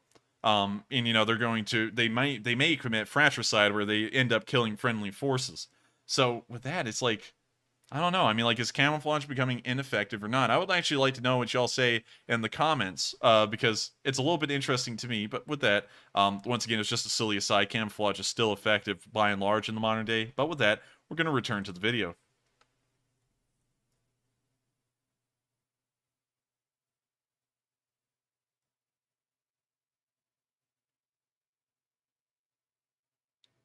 We now see them getting down the road. It appears that they are doing like a double column on both sides of the road. They're now in the tree line. I'm not really sure if there's a firefight going on. It seems like there may be. But of course, the music's so loud you can't tell. They're prone on the ground. Now they're moving out of the tree line and into an open field. Now it looks like they're behind some kind of a wooden clapboard. A wooden fence, actually.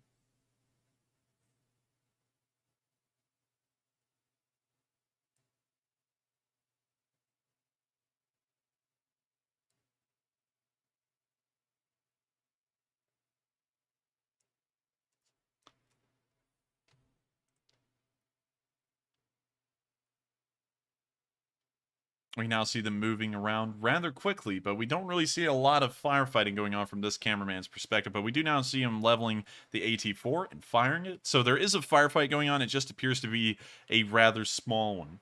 We do see it hit a little bit further down range, but we don't know if it hit any Russians. We can't see them on film. We now see him get a second AT-4, which he's now getting out into the open and preparing to fire again. And we now see a different perspective where he's about to fire. The backblast occurs. I think he just fired it. Yep, he did. He throws down the AT-4 and then backs up out of the way.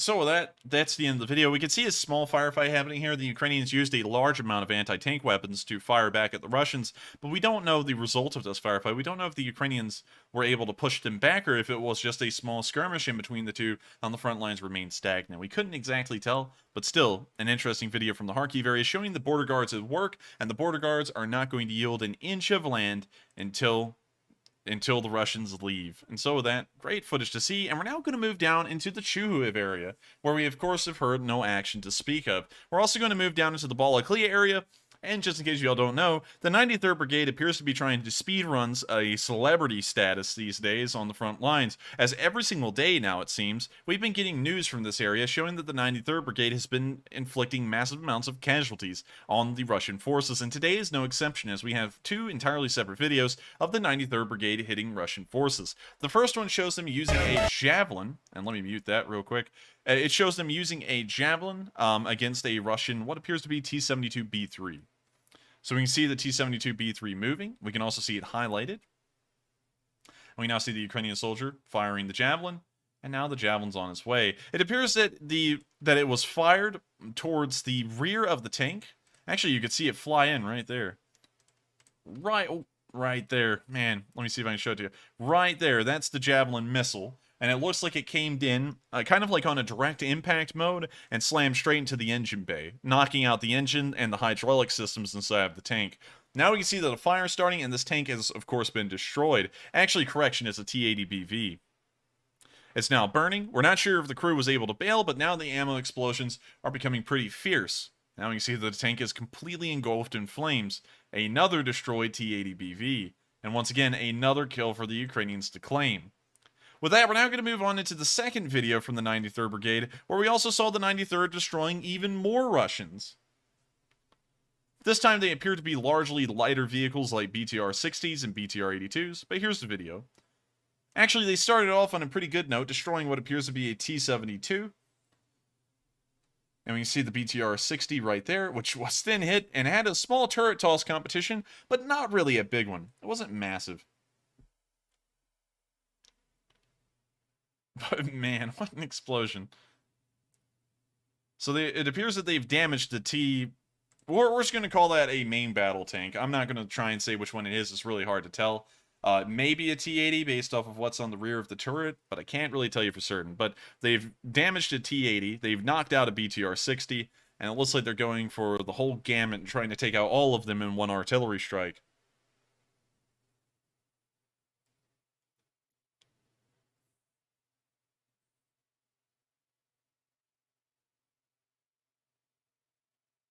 You now see some burning further down the road.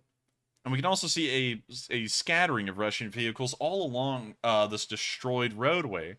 It appears that they've hit a tank, a BTR, it may be a second one, but we can't really tell.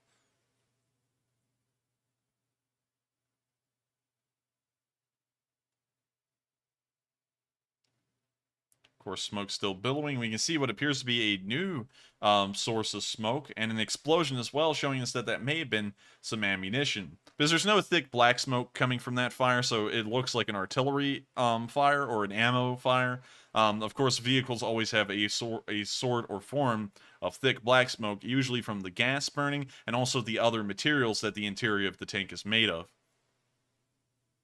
Now we can see another explosion, and it appears that some time has passed in between the last clip and this one, as the fire has completely subsided from that BTR that had exploded earlier.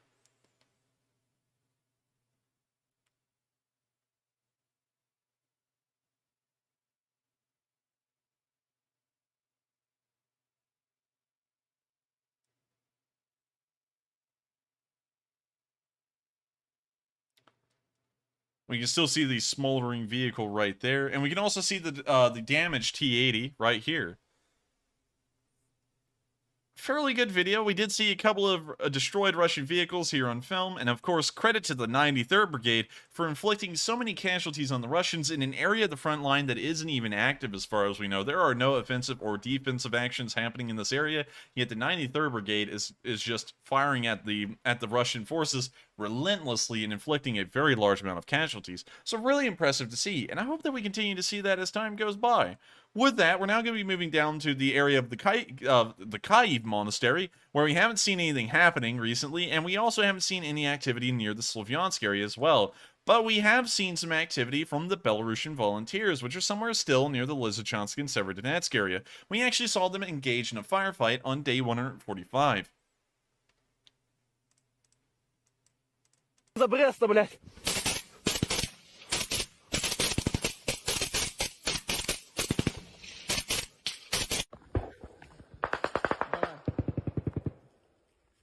За Бреста. We now see one of the soldiers firing a Milan ATGM.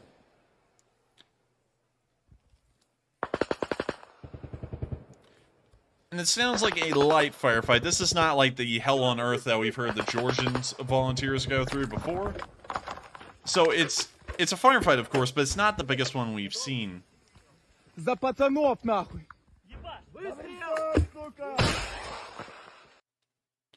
With that, that's the end of the video, and it was a pretty interesting one at that. Moving on into day 146, we saw the Belarusian forces in Ukraine once again, and now that I remember it, okay, no, it's an opposite video. For some reason, I thought that I had 2 copies of the Milan video, but I did not. And so here's the video of them on day 146. Once again, somewhere in the same area. They're in the general area of Severodonetsk and Lysychansk, although the markers aren't exactly accurate, which is, of course, a deliberate choice.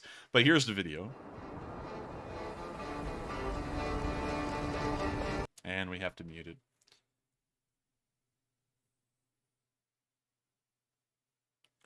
You now see them moving along, driving past burned out tree lines and burning vehicles in the distance. Passing by an ambulance, moving on through destroyed towns in the area. Nice BMP2 driving by it. Like, BMP2s are a little dated, I will say, but the Ukrainian digital camo, I don't know if you can agree with me, Matthew, but it's actually kind of decent. Yeah, I think so, personally. Yeah, I would have to say it's a lot better than the Russian Dark Army green that they always put on their vehicles. I mean, like, Russian vehicles literally look like, in terms of the camouflage, the plastic army tanks you would get as a kid. You know, they're just like one color. But the Ukrainians actually put some effort into painting digital camouflage onto their vehicles. We can now see them moving the base plate of what appears to be a heavy mortar. It definitely is a heavy mortar. That's a big one. And that is a massive base plate. We now see them lining up all of the mortar shells in the field, and it appears that they're preparing to fire the mortar. They're also putting the, I guess you could say, extra charges on the bottom. I forgot the exact name for them. I think some people call them cheese rags.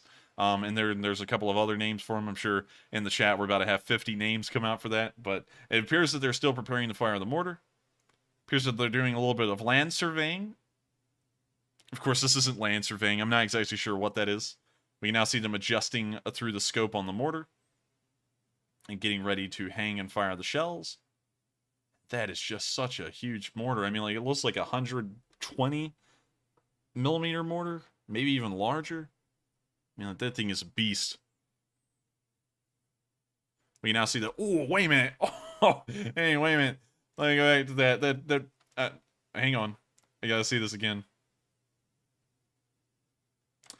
I thought the guy had flung it down the tube. I was gonna be like, Jesus Christ! But it looks like he dropped it, like normally. But still, at the same time, with the way his hand was moving, I thought he actually flung it down in there. I was gonna be like, oh my God. It looks like they hung it. Of course, this is one of the, I don't know what to call it. It's one of the mortars with the, man, I forgot what it's called. It's like a, in Civil War terms, I'm trying to think of what this would be called in Civil War terms. Anyways, has a string attached to the firing pin, so it doesn't fire as soon as you drop the round down the tube. They've now fired it, and now we can see what appears to be the mortar hits further down range, although the time of day didn't seem to exactly line up.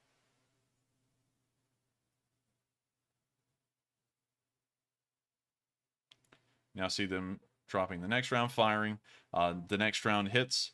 We now see them adjusting and firing again. Now the time of day is, it seems like this is a montage of footage that they took over the entire day. I can't really tell you for certain because the impact footage seems like it's in the midday to afternoon, and the mortar footage that we're watching appears to be taken in the evening.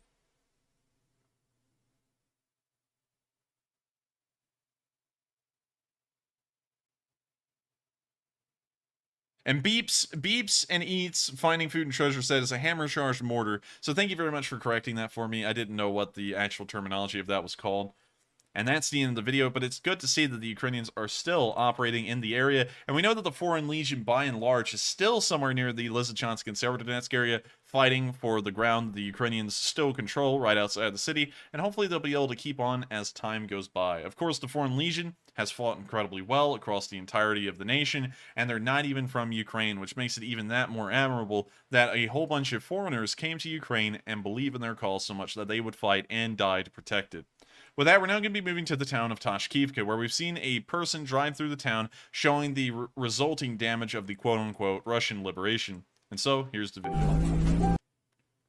You can see the Khrushchevka blocks have been, of course, entirely destroyed as usual.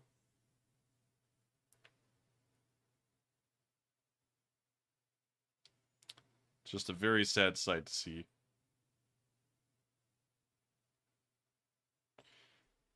And with that, that's the end of the video.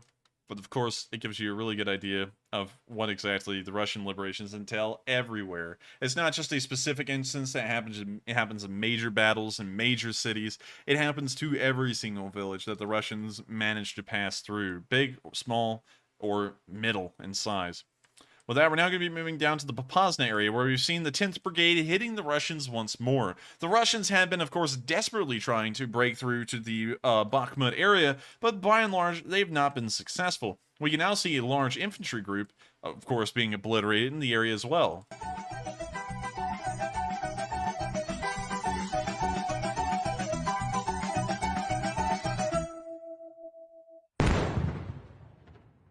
I don't think they made it.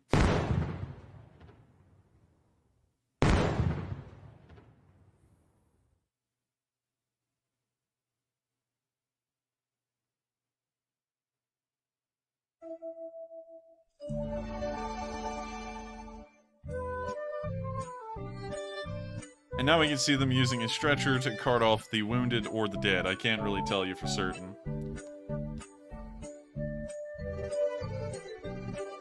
And there they go, on their merry way back to the village after picking up some wounded and dead Russians.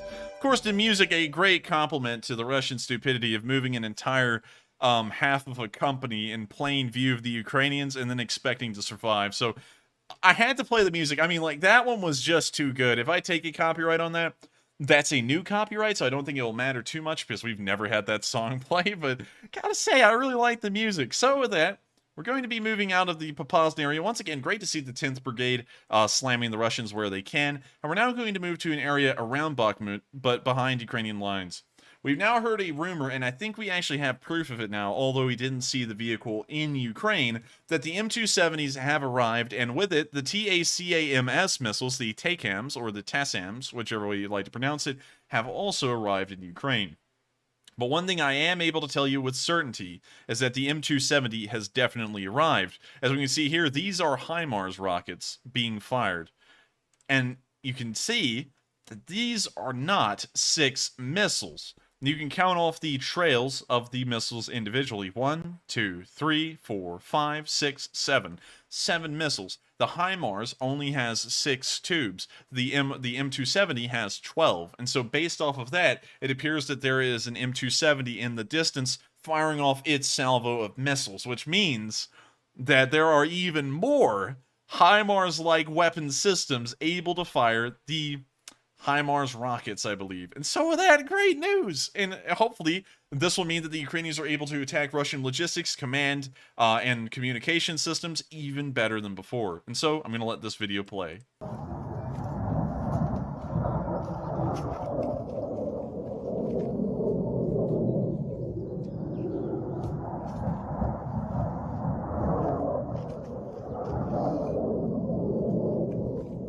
Y'all count 6. Y'all count 6, but I've seen some people saying that, but let's count it again. 1, 2, 3, 4, 5, 6, 7, 8, 9. There's actually 9 now. So it's not 6, it is 9. And there's not enough HIMARS. We know that there's not enough HIMARS that they'd be using 2 of them at the same time in the same place. It seems like they have 1 for every quadrant of the country. So this has to be an M270.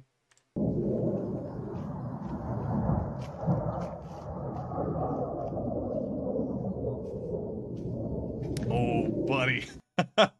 The Russians are in for a hell of a time now, because with the M270s here, that means that they're moving around 2 HIMARS worth of firepower in a single vehicle. Of course, the M270 cannot travel as fast as the HIMARS, but at the same time, it does carry twice the firepower, and with twice the firepower comes twice the available targets, and twice the available targets is twice the available damage, and twice the available damage means that the Russians will have twice as less equipment to work off of, and twice the less equipment to work off of is half efficient, and half efficient means you're losing a war. And so I hope that we see actual video evidence of the M270s on the ground and moving around, because that is certainly an M270 that was firing off in the distance. Now, I did see Highland Tough saying 2 HIMARS, but once again, I think that's highly unlikely, because there are only, according to our knowledge right now, 4 HIMARS in the entire country, and so putting 2 of them into a single battery seems to be incredibly risky for the Ukrainians to do, because having 2 of them destroyed is 50% of their available HIMARS being destroyed in a single strike. And so I think they have 1 per area of the country. Once again, we've never seen 2 of them being used in the same area as well on video, so I think that that may have been an M270. So hopefully it is. Of course, we don't know for certain. We'll wait for more video evidence to show them. But if it is, oh man, the Russians are in for a hell of a time. But with that, we're now going to move down to our last bit of news, which is in the Donetsk area before we get to the speech from President Zelenskyy, where we can then see the video that was on today's summary at the very start. A Russian tank crew, we're not really sure if it was a DPR tank crew or what, but apparently they were scared, and I mean scared. They started to floor it down the street as fast as possible, and in the meantime, they slammed the tank's barrel into everything down the road. That's something that you don't really want to do. A lot of people may not know this, but a tank's barrel is calibrated precisely, much like the barrel of a rifle. And if you hit the tank's barrel hard onto a solid object, you can throw the calibration of the sights well off, and then that means that the tank will be heavily inaccurate. But you can see as this Russian tank drives down the road, it slams into a lamppost, a second lamppost, and then finally, it pulls up into a warehouse. It appears that the calibration of the gun didn't really mean much, because just a minute later, they would then be destroyed in an artillery strike.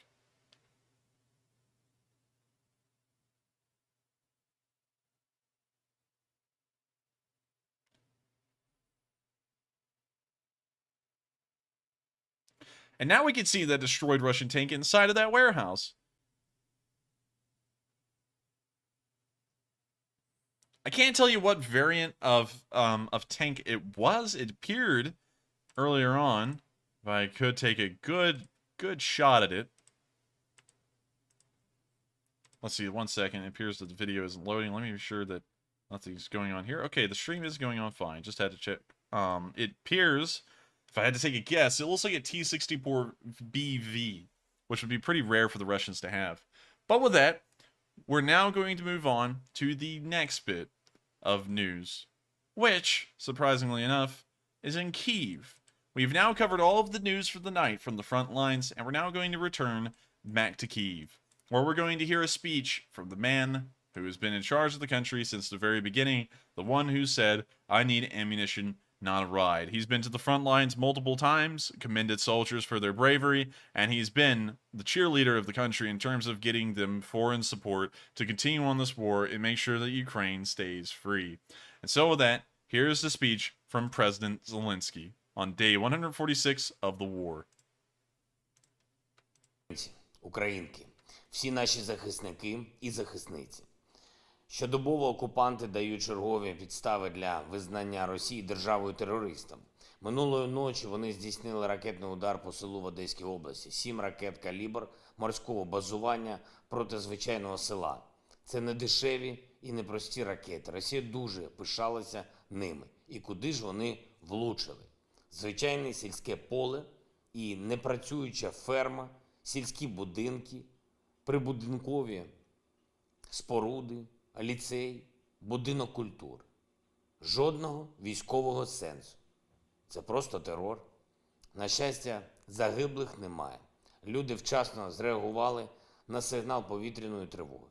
Але 6 місцевих були травмовані, і серед них 5-місячна дитина. Enforcer, I believe the subtitles are cut off. It appears so. And so I hate to say this, everyone. I know that this is not everyone's favorite way of listening to President Zelensky's speech, but we're going to start at the beginning, and I'm going to read the speech because the subtitles will be hidden to y'all. So I'm sorry about that. This is not our usual way of getting the speech. This one's on YouTube, and so the subtitles are actually YouTube. So with that, I'm going to read for Zelensky. Sorry for that, but we are going to get out what the speech is saying. And so with that, Ukrainians, all our defenders. Every day, the occupiers give new reasons for recognizing Russia as a terrorist state. Last night, they carried out a missile attack on a village in the Odessa region. 7 sea-based caliber missiles against an ordinary village. These are not cheap or simple missiles. Russia was very proud of them. And what did they hit? An ordinary rural field and a non-working farm. Rural houses, outbuildings, a lyceum, a cultural center. No military sense, just terror. Fortunately, there were no casualties. People reacted in time to the air raid warning signal. But 6 locals were injured, including a 5-month-old child. She and her mother are given all the necessary aid. These are the targets of Russian cruise missiles. And what kind of wimp do you have to be to fulfill commands for such missile strikes at peaceful villages and cities? Even fish and rapana in the Black Sea have more dignity than the officers of the Russian fleet. Over the past day, the targets for Russian shelling were also Nikopol and other settlements in the Dnipropetrovsk region. The Kharkiv region, Mykolaiv, Kramatorsk, a cruise missile hit the center of the city, Slavyansk, Torets, and other cities of the Donbass. Many casualties, many wounded. The occupiers shelled the border areas of the Sumy region. All the captured Zaporizhia MPP and Inohodar, there are new facts of terror against workers and local residents. No matter how the occupants try to hide, the armed forces of Ukraine and our intelligence will ensure retaliatory strikes, and our state will identify every Russian criminal who is guilty in the terror of Ukrainians. Increasing American support for Ukraine, additional assistance to protect people from Russian terror, addressing humanitarian needs are all the tasks of the ongoing visit of the First Lady of Ukraine to the United States. Today, on the second day of the visit, a meeting at the White House with First Lady Jill Biden took place. President Biden, Vice President Kamala Harris, and her husband came to to greet the First Lady of Ukraine. I'm grateful to the President, couple of the United States, all representatives of the American administration, and every American family for their warmth towards our country and our people. And I expect from this visit of the First Lady significant results for Ukraine in cooperation with America. It is important right now.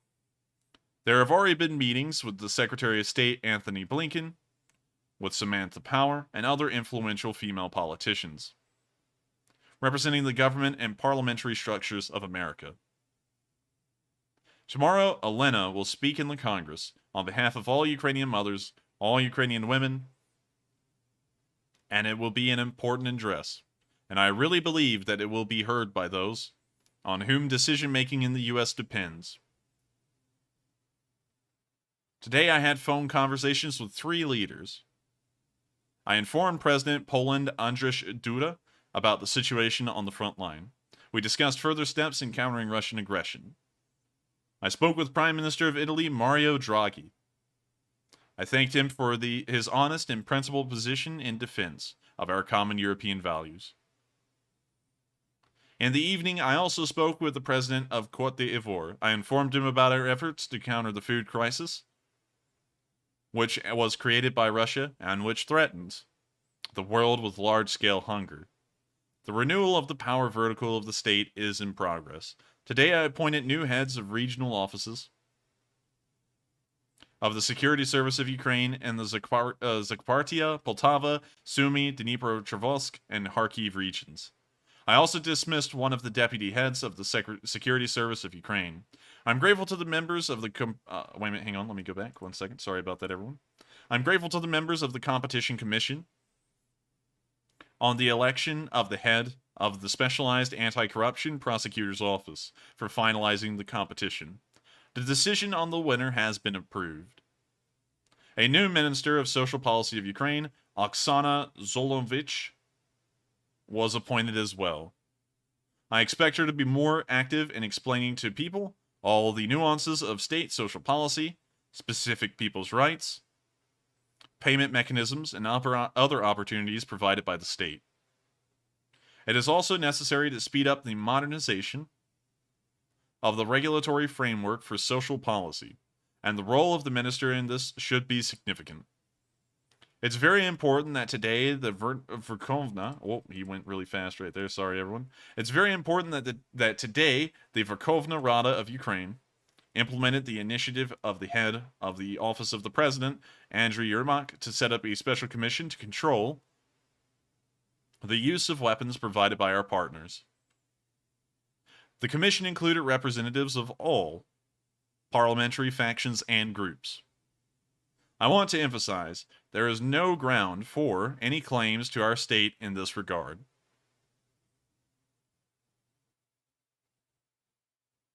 Our partners are fully informed about how we use the weapons provided. But in order to put an end to any manipulations of Russian propagandists and those who help them in Ukraine or somewhere else, such an additional parliamentary control tool will enter into force. I signed another decree on awarding our warriors. 185 servicemen were awarded state awards. 5 of them posthumously. Eternal memory to all those who gave their lives for Ukraine. Glory to all of those who defended and strengthened our state. Slava Ukraini. And with that, that is the end of President Zelensky's speech here on day 146 of the news. And with that, that wraps up our entire news segment for day 146. If you did enjoy it, thank you all so much for watching. If you would like to subscribe, we do run these streams daily at 10 p.m. Eastern Time every day of the week, except for Mondays. And so make sure to keep up on the news. And of course, this is one of the best places to do it. We try and make sure to collect the news ourselves and present what's going on in the front lines. And with that, if you were here for the news alone, then the stream has ended for you. But if you're here to have a question answered, or if you did send in a super chat, then it is now your time. And we're now going to answer all of the super chats and as many live chats as we possibly can. And so with that, what do we got, Matthew? All right. And also, everybody, before you go, make sure you go check out that new merch at enforcerstore.com. Enforcer, we're leaving that up until Saturday, right? That's right. Yeah, we are leaving that up until Saturday. And so if y'all would like to get something that, of course, will support this channel and get something really cool out of it, the Lee Spring Army merch, because we actually have something for the Lee Spring Army, is pretty cool looking. And also, we have some Coffee Fund merch as well, a t-shirt and a hoodie.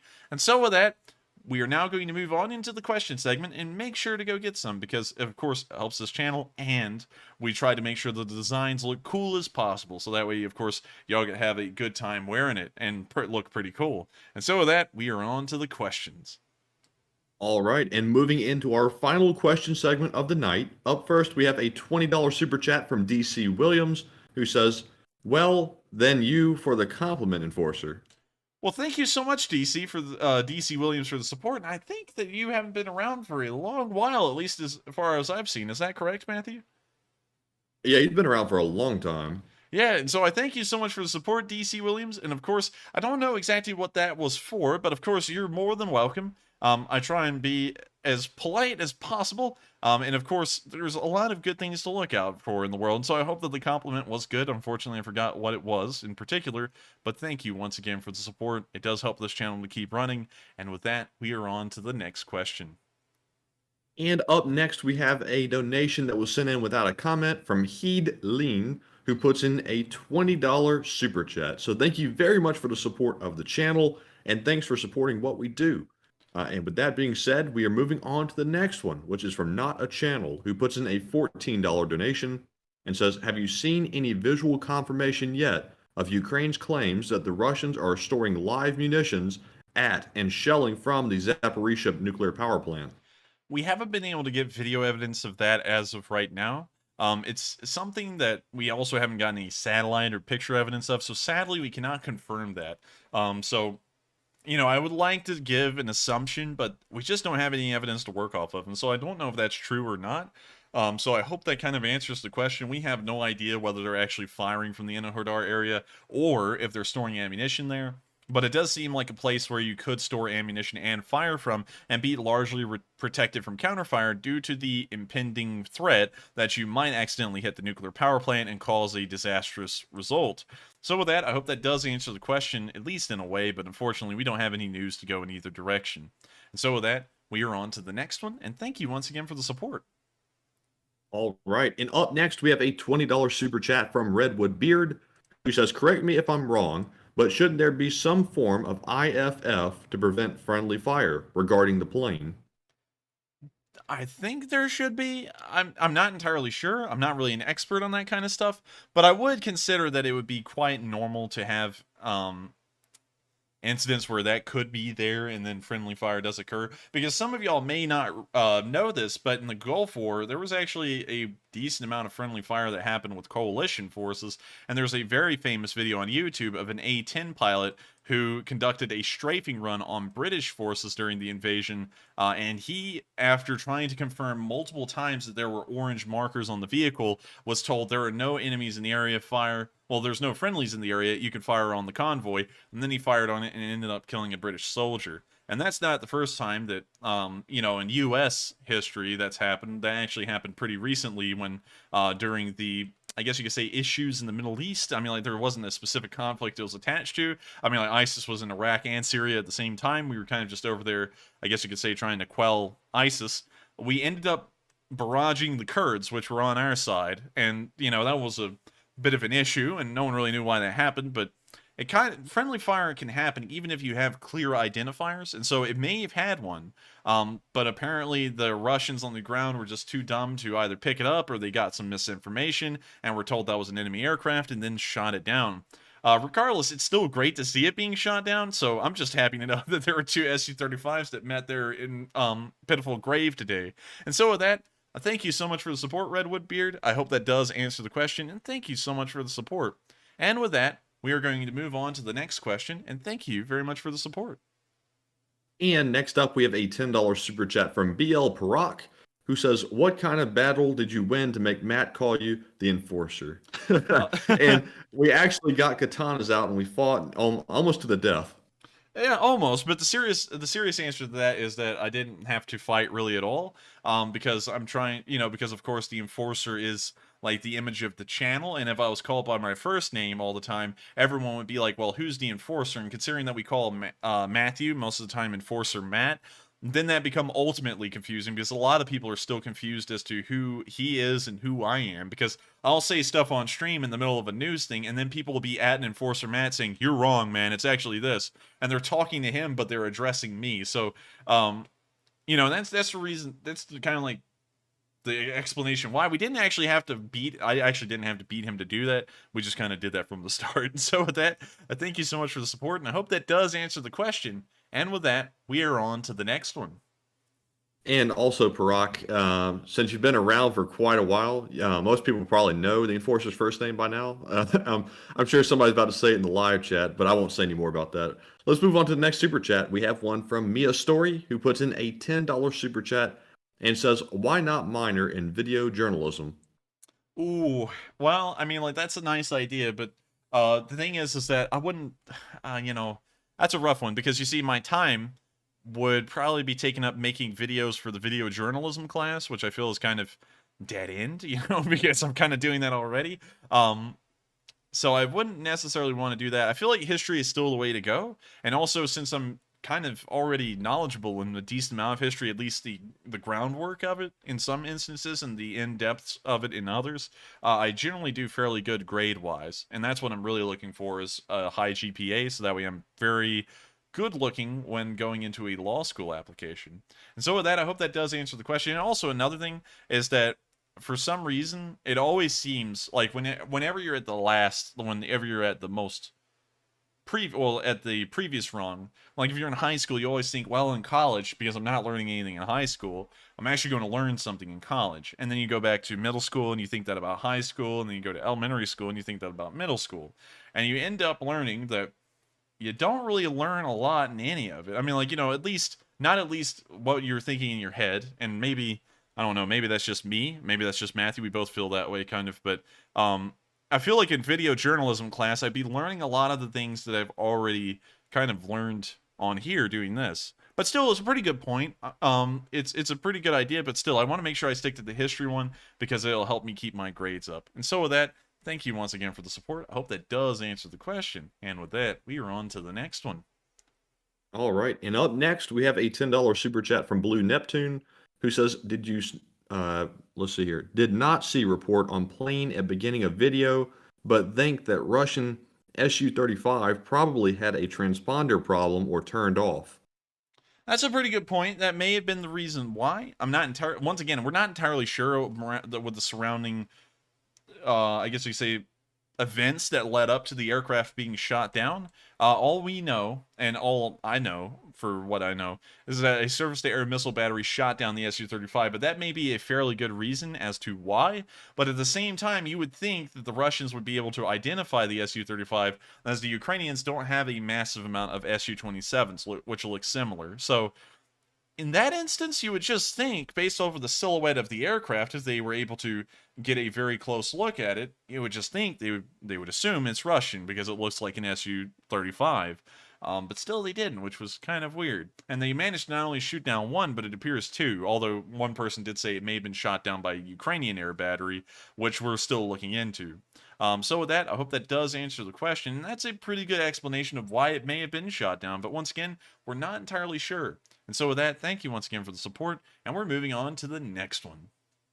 All right, and up next, we have a $20 super chat from Eduardo Gonzalez, who says Russians are threatening to cut all fuel transfers to Germany if they haven't done so already. I have my opinions as to what this will be but what do you think the ramifications will be if that happens? The ramifications will be that the Germans will be facing a massive gap in their power grid due to a large amount of it running on natural gas and oil. And so if they run out of natural gas and oil, they'll have to start buying it from other countries around the world to try and keep their energy grid running. And of course, a lot of countries will be more than happy to try and divert their oil resources to Germany so that way they don't start having massive economic and infrastructure issues. So that will lead to the price of gas and oil probably rising pretty high around the rest of the world. It depends on how much the Germans buy from certain countries, but that's most likely what would happen. A way to counter that, because there's a couple of ways to counter this at this point, but one of them seems to be a little bit more clear than the others. A lot of countries that have untapped oil fields that are kind of like in the Western Hemisphere. I'm not talking about the OPEC countries like Saudi Arabia because they'll tap a new oil field and then they'll still keep the price per barrel the same rate because they're a part of OPEC. But in countries like the United Kingdom, which have the North Sea oil fields, Canada, which has massively untapped resources of oil, along with the United States, you could start to overproduce oil, I guess you could say, in those countries to try and bring those prices down because there's a whole lot of reasons you want to do that. But one of the main reasons is that economic activity relies heavily on the price of gas and oil. Everything is transported by something that's using gas at this point, whether it be by train, especially in the United States with hardly any of the rail networks being electrified. Everything runs on gas, oil, or something of the sort. So you have to make sure it stays low price because if it starts to raise, the price of goods can rise, and then economic activity could begin to slow. So at this point, may want to start upping oil production for the impending threat that the Russians may cut off the oil. And that also will bring the Germans from a foreign oil market into an internal oil market, at least in I guess you could say contained in the Western Hemisphere. And so while it won't necessarily allow for economic leverage of other countries like some of these oil policies are made to do, because some people don't know this, some people don't consider this, but us buying oil from foreign powers that may not necessarily be wishing the best for us actually allows us a decent amount of economic sway on them. That's why the Saudi Arabians, for the large part, allowed United States' the coalition forces, the U.S., Britain, and all of the other members of the coalition in 2003 and the Gulf War, to base a lot of their forces in Saudi Arabia and then attack from there, because the Saudi Arabians were heavily economically influenced at the time by U.S. oil imports. So while you would lose that, making the entire oil trade internally encapsulated within the Western Hemisphere, it seems at this point that may be necessary to try and make sure that oil prices stay low so economic stagnation doesn't begin to take hold. And so with that, I hope that does answer the question. And with that, I thank you very much once again for the support. All right. And up next, we have a $10 super chat from Mike P., who says, the Su-34M identify as RF95890, 51 red, 277th BAP was 3 weeks ago, out of Khabarovsk Krai near Japan. Imagine getting a new car for Christmas and your cousin wrecks it on New Year's. Yeah, that would be pretty... That would piss a lot of people off. I think let me make sure I got this correct, Matthew. He was saying that the specific aircraft that was shot down is only 3 weeks old. I believe so. Oh, that would be terrible. You know, the Russians, speaking of which, that thing costs somewhere around like $85 million, which is the same price as an F-35. And just in case y'all don't know, the F-35 these days is considered the cat's meow of what you can get out of a fighter aircraft. Countries are literally lining up to get these things. The British, you could go through the whole list. Everyone's wanting an F-35, and they're considered incredibly expensive. And the Su-35 is even as expensive and could be more expensive depending on the variant. And to think that one of those just got shot down 3 weeks old... Oh, man, you know, the Russian Air Force must just be seething at that. But with that, I thank you so much for the support and providing the information. And yeah, I could understand the feeling of your cousin wrecking your car on like Christmas Eve or so, because I bet you that's what the Russian Air Force is thinking as well. And so with that, thank you so much for the support and providing that information to us. And with that, we are on to the next one. All right. And up next, we have a $10 super chat from William Allen, who says the colors on the helmets help them to be seen by their own. They are in very close with the enemy, so a supporting spy in the sky can give support. That is true, and that is the reason. That is something that we definitely don't refute on this channel. But once you get into covering yourself with that much tape and that brightly colored, it seems like the camouflage is almost taking second place to the tape that's on it. And that's the thing. And I saw a lot of people saying that modern camouflage isn't obsolete. But think about it: if you have that much tape, if y'all remember that video, on your uniform, like almost a third of your helmet is covered in a high yellow, high vis tape. A decent amount of your arm is covered with the tape on both arms. And then also on both legs, you may also have some high vis yellow tape. And if you have that much brightly colored tape on you, the camouflage isn't even really breaking your silhouette, because based off of that, you can tell where the two legs are, where the two arms are, and where the head is. And then with that, you can extrapolate the information about where the rest of the body is, even with the camo on. And so at that point, what I was saying was, why is the camo even necessary? Why not just give them any color? You know, you could give them OD green, you could give them... you could give them a uniform of the household guards in the United Kingdom, and it wouldn't really be giving them away any more than the high-vis yellow tape is. And it does make sense. It is limiting the amount of fratricide and friendly fire instance, but at the same time, if that's the goal these days, is to try and limit the friendly fire because the camouflage just becomes so hard to distinguish from each other, then why not just switch back to colored uniforms? And on top of that, another thing is that it seems like camouflage... being serious, and I'm not trying to advocate for a return to the 1800s or anything, but it seems like camouflage is starting to become outdated as infrared systems become more and more common. Because while camouflage hides your outline to an enemy soldier with their naked eye, it does not hide you from infrared. Your heat signature still picks up just like you were wearing normal clothes. And so as infrared cameras start to become more and more common on the front lines, and you're able to see soldiers, even if they're wearing camo, incredibly easily, then it's at that point it's like why keep with camo, because it seems like it's just largely ineffective at this point. But you know, once again, I'll just have to see it. We'll just have to all see how that develops. That's kind of my opinion at this point, because it just seems like it keeps on losing its effectiveness and its reason for existing as time keeps on going. But of course, you know, only time will tell. That's kind of my opinion right now, but I would actually like to see a little bit of a conversation in the chat, because while it is still effective now, will it be effective in the future with infrared systems coming around? And will we start to see a return to brighter colored camos? Well, brighter colored uniforms that are like a certain color. But with that, we're going to move on to the next question, and thank you once again for the support. All right. And up next, we have a $10 super chat from Junebug72, who does not leave a comment. But Junebug, you have been around for a very long time. You're one of the first people I remember, and thank you very much for your support over these many long months. And up next, we have a $5 super chat from Mai Zhu Yang, who says, next time you see Operator Starsky, can you ask him if his officials or country would like to take free use tires? Maybe they can use it for the war. That's a good idea, and I'll ask him about that next time he's around. He's going to be on this Sunday as well. He is talking to Denis Davidov right now to get him on as well, and I'm thinking about doing something special and something really big that day.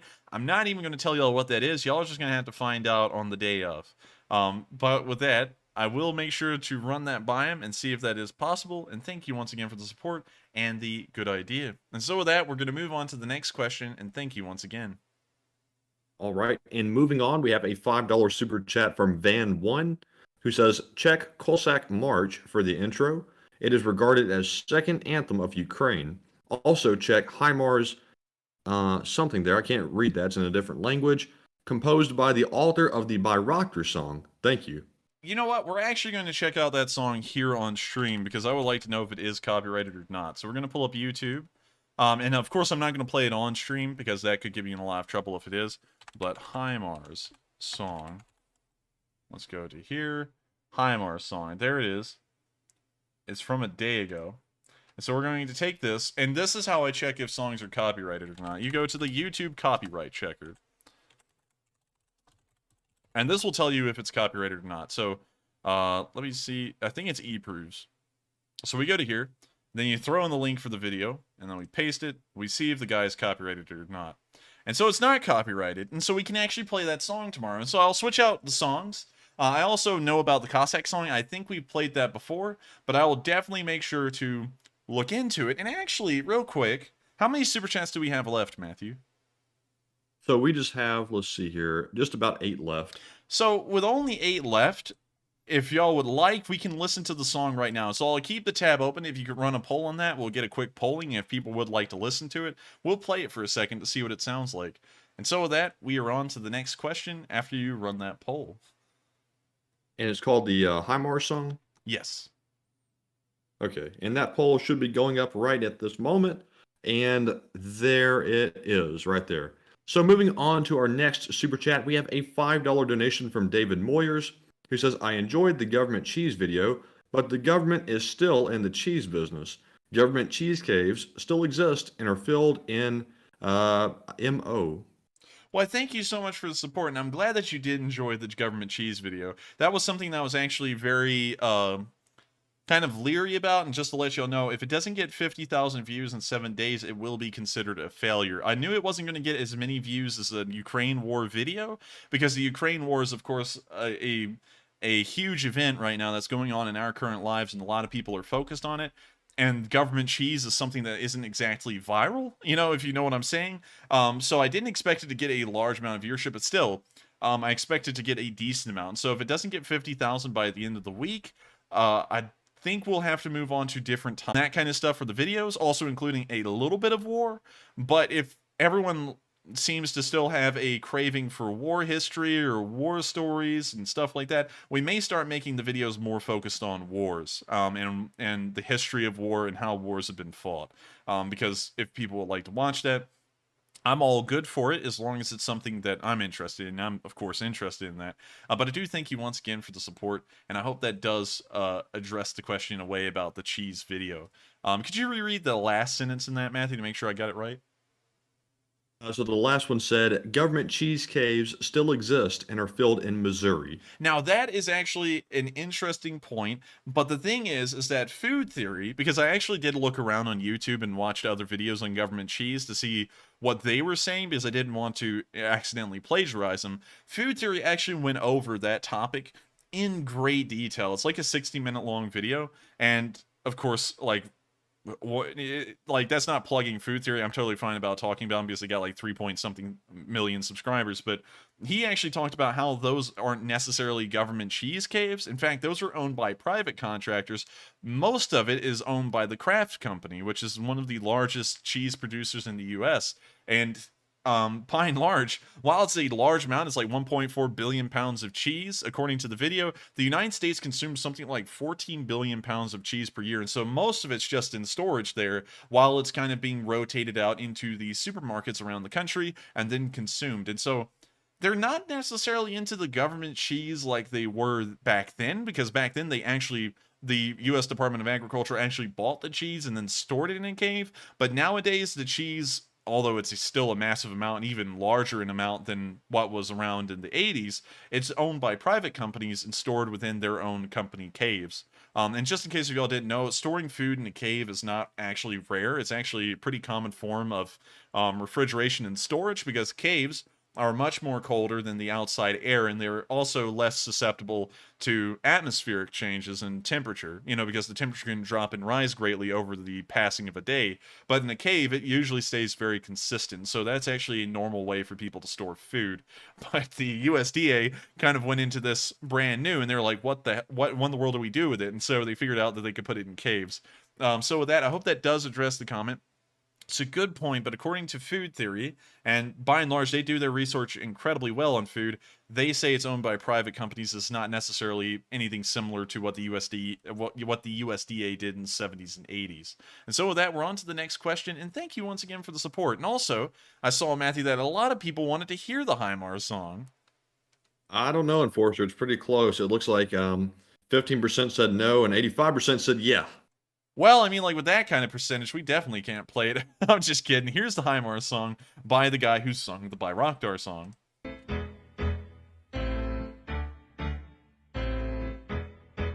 HIMARS!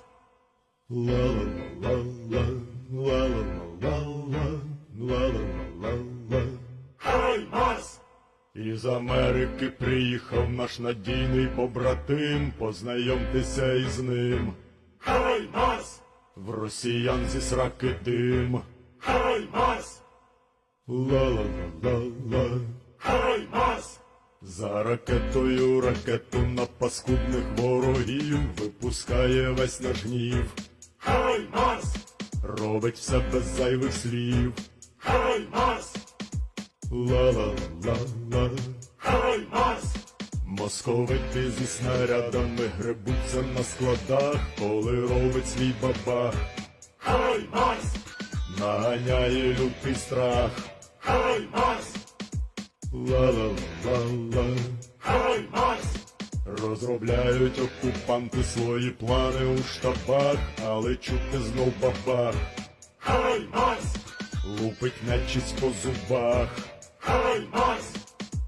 Ла-ла-ла-ла-ла. HIMARS! Окупанти лиш заповнили склади своїм пальним, як вітається із ним. HIMARS! Підіймає чорний дим. HIMARS!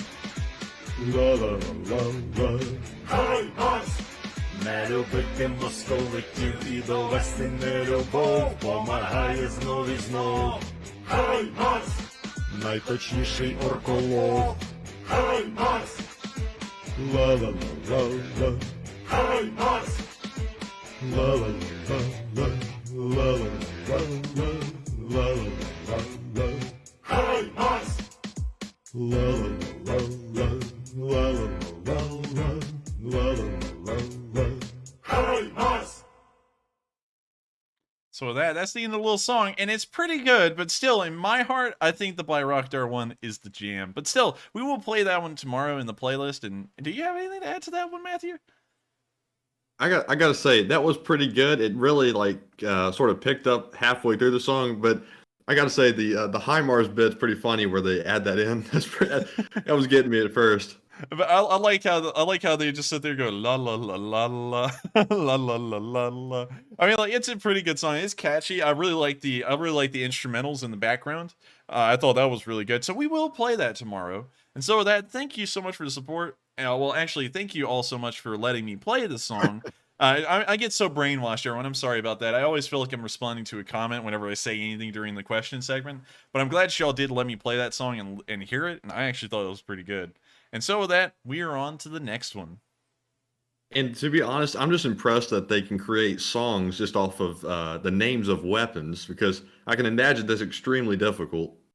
Yeah, I would bet it is. I don't know a lot of people that come up with songs on the spot, but it seems like in Ukraine, there's been loads of songs coming up on the spot. Yeah, so with that being said, we're going to move on to our next super chat, which is from Blue Flam 777, who puts in a $5 donation and says, McDonald's pulled out of Russia.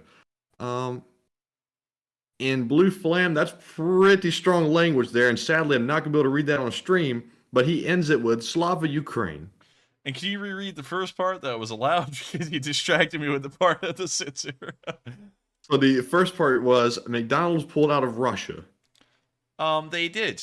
And I will have to agree with that. I don't know what the rest of your super chat said, and I'm sorry, but according to Matthew, it seems like we may be breaking some YouTube guidelines if we read off the rest of it. But of course, thank you very much for the support, and Slava Ukraini. And with that, we are on to the next one. And next up, we have a $5 super chat from Rick McGee, who says 9 yards of ammo, question mark. I bet a lot of people don't know the meaning of the whole 9 yards. And that's actually a good point. And thank you very much for the support in bringing that up. If y'all don't know where the phrase the full 9 yards came from, in World War II, in the naval, well, really, it's not even in the Naval Aviation Corps. It was also in the Army Air Corps. The aircraft at the time, they usually used 50 caliber machine guns, the M2. They would be loaded with ammunition. But, of course, taking a a fighter aircraft's 50 caliber and only giving it 50 rounds of ammunition seems asinine. And so what they would do is that they would give it hundreds of rounds of ammunition per machine gun. And so this sheer amount of ammunition that each machine gun would get, when, you know, clipped to an entire belt like it would have to be before it was loaded into the plane, would usually end up being about 9 yards long. And so the phrase became coined during the Second World War, giving them the full 9 yards, as in loading these aircraft's guns full of 50 caliber ammunition. And so that's where the phrase the full 9 yards comes from. And also, it looks like they had a full 9 yards of ammo on that Mi-17 too. And so with that, I hope that does address the comment, McCree, and I thank you so much for bringing that up, because that actually is a phrase that a lot of people might not know about, and there's a whole load of phrases out there that just have a really weird history and meaning behind them that get used these days, and no one even thinks about it. But with that, thank you so much for the support. I hope that does kind of give the backstory of that. And with that, we are on to the next one. And next up, I want to recognize a few donations that were left without comments. Up first, we have two $5 super chats. We have one from Diego let's see here. How do you say that? Apalataguay. I have a feeling I'm not saying that right, but Diego, thank you very much for the support. And also, thank you, C.A. Jones, for the $5 support as well, along with Zach Jeffers, one of our Discord mods, that puts in a $1 super chat. So thank you to all three of you for your support. And we are now going to move on to our next one, which is from Digifix, who says, Yeehaw! Yeehaw! And I thank you so much for the support. Matthew always does that better than me. But I hope that does address the comment. And before we move on to the next one, I actually see a lot of people like, wow, that's cool. That I didn't know that that's what it meant, like the full 9 yards. Y'all are probably going to get blown away with this one too, although you may have heard it. A lot of people, whenever they work overtime at night, kind of like we do every night here on this channel, they say they're burning the midnight oil. And a lot of people don't understand where that comes from. And here's where it came from. Back in the day, way back in the day, I'm talking about hundreds of years ago. Well, really not that long ago, really about 150 years ago at the latest, people would use oil lamps. And so, of course, these oil lamps required oil to burn. And so when anyone was working overnight, of course, they would be consuming up lamp oil, and a lot of it. And so they would sit there and say, I was burning the midnight oil, meaning that they were keeping their lights on. And so that's where the phrase burning the midnight oil comes from. So I hope that kind of gives another cool little tidbit about a phrase that's used a lot. And I see a lot of people saying oil lamps, so I mean, like, I guess everyone knew that one. But still, a really cool story to a lot of our phrases that have been around for a long time, still get used these days, and some people just don't know the meaning behind them or where they actually came from. And so with that, we are on to the next one. All right, and the final super chat of the night goes to CA Lags, who puts in a $2 donation and says, Russian targets high marked for death. I like what you did there, and I thank you so much for the support. And I would have to say that they are definitely high marked for death, regardless whether they're getting hit by an M777, a Mitsubishi, a D-20, or HIMARS, or anything. They are definitely getting high marked for the death of their doom. And I'll have to say that they almost never miss, the Ukrainians. And so with that, thank you once again for the support. I hope that does address the question. And I think you just said that that was the last super chat of the night. And yes, that is the last super chat of the night.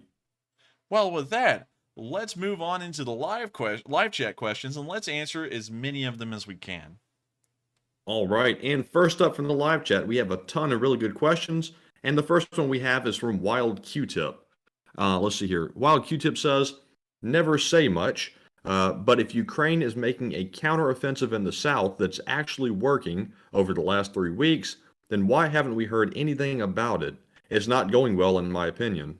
That's a good question. It may not, I hate to say it, but it may not be going well, because usually whenever one is being given a lot of successes, usually they say something about it. We did know that 44 localities, we did get that information about 5 days ago, that 44 localities have been liberated, and the counterattack, as far as we know, has only been going on for about a week and a couple of days, not 3 weeks. But still, we do know that 44 localities have been liberated. We don't know where, because they haven't given us that information yet. We also haven't been given substantiating evidence, such as videos or pictures, showing the Ukrainians passing through the area. So it may be because of a media blackout, but at the same time, on the flip side, they may not be doing well. We'll just have to wait and see with time if that is the case. But I hope that answers the question. And also, I'd like to answer something from Pakatang, because I found this funny. Pakatang said, the Enforcer has a huge group of researchers feeding him information into an earpiece, or is he just smart? I don't have an earpiece, because surprisingly enough, I just know the stuff off the top of my head. Somehow I just grew up like that. I guess I just read a lot. And also hung around a lot of older people that would tell me all of their stories and wisdom and stuff like that. And so I just kind of like reap this stuff over time. So it's not an earpiece. It's just me being me, which is not necessarily smart. It's just, being good at memorization. But with that, I hope that does answer your question, Pakatang. And we are on to the next one. All right. And we did have one more super chat come in. We had one come in from Will Riley, who puts in a $20 donation and says, word of advice from Dick Cheney. Don't use imitation vanilla.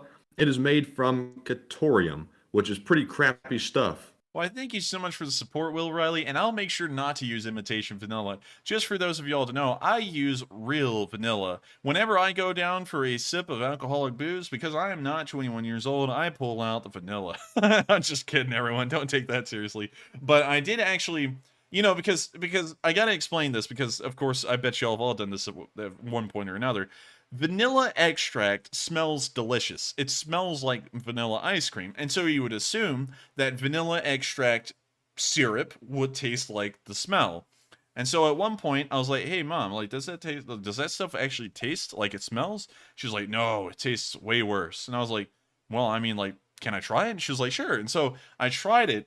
And that stuff is just nasty. It's gross. And I actually, my mom told me later, like after I tried it, she's like, yeah, alcoholics, whenever they can't get alcohol, they go and buy like vanilla extract sometimes. And they just drink the stuff because it's highly alcoholic. It's like the vanilla is actually within like this, I guess you could say, alcoholic concoction. So it's rough stuff. Like, I don't know if all of y'all have tried it. I would definitely recommend against it because it tastes terrible.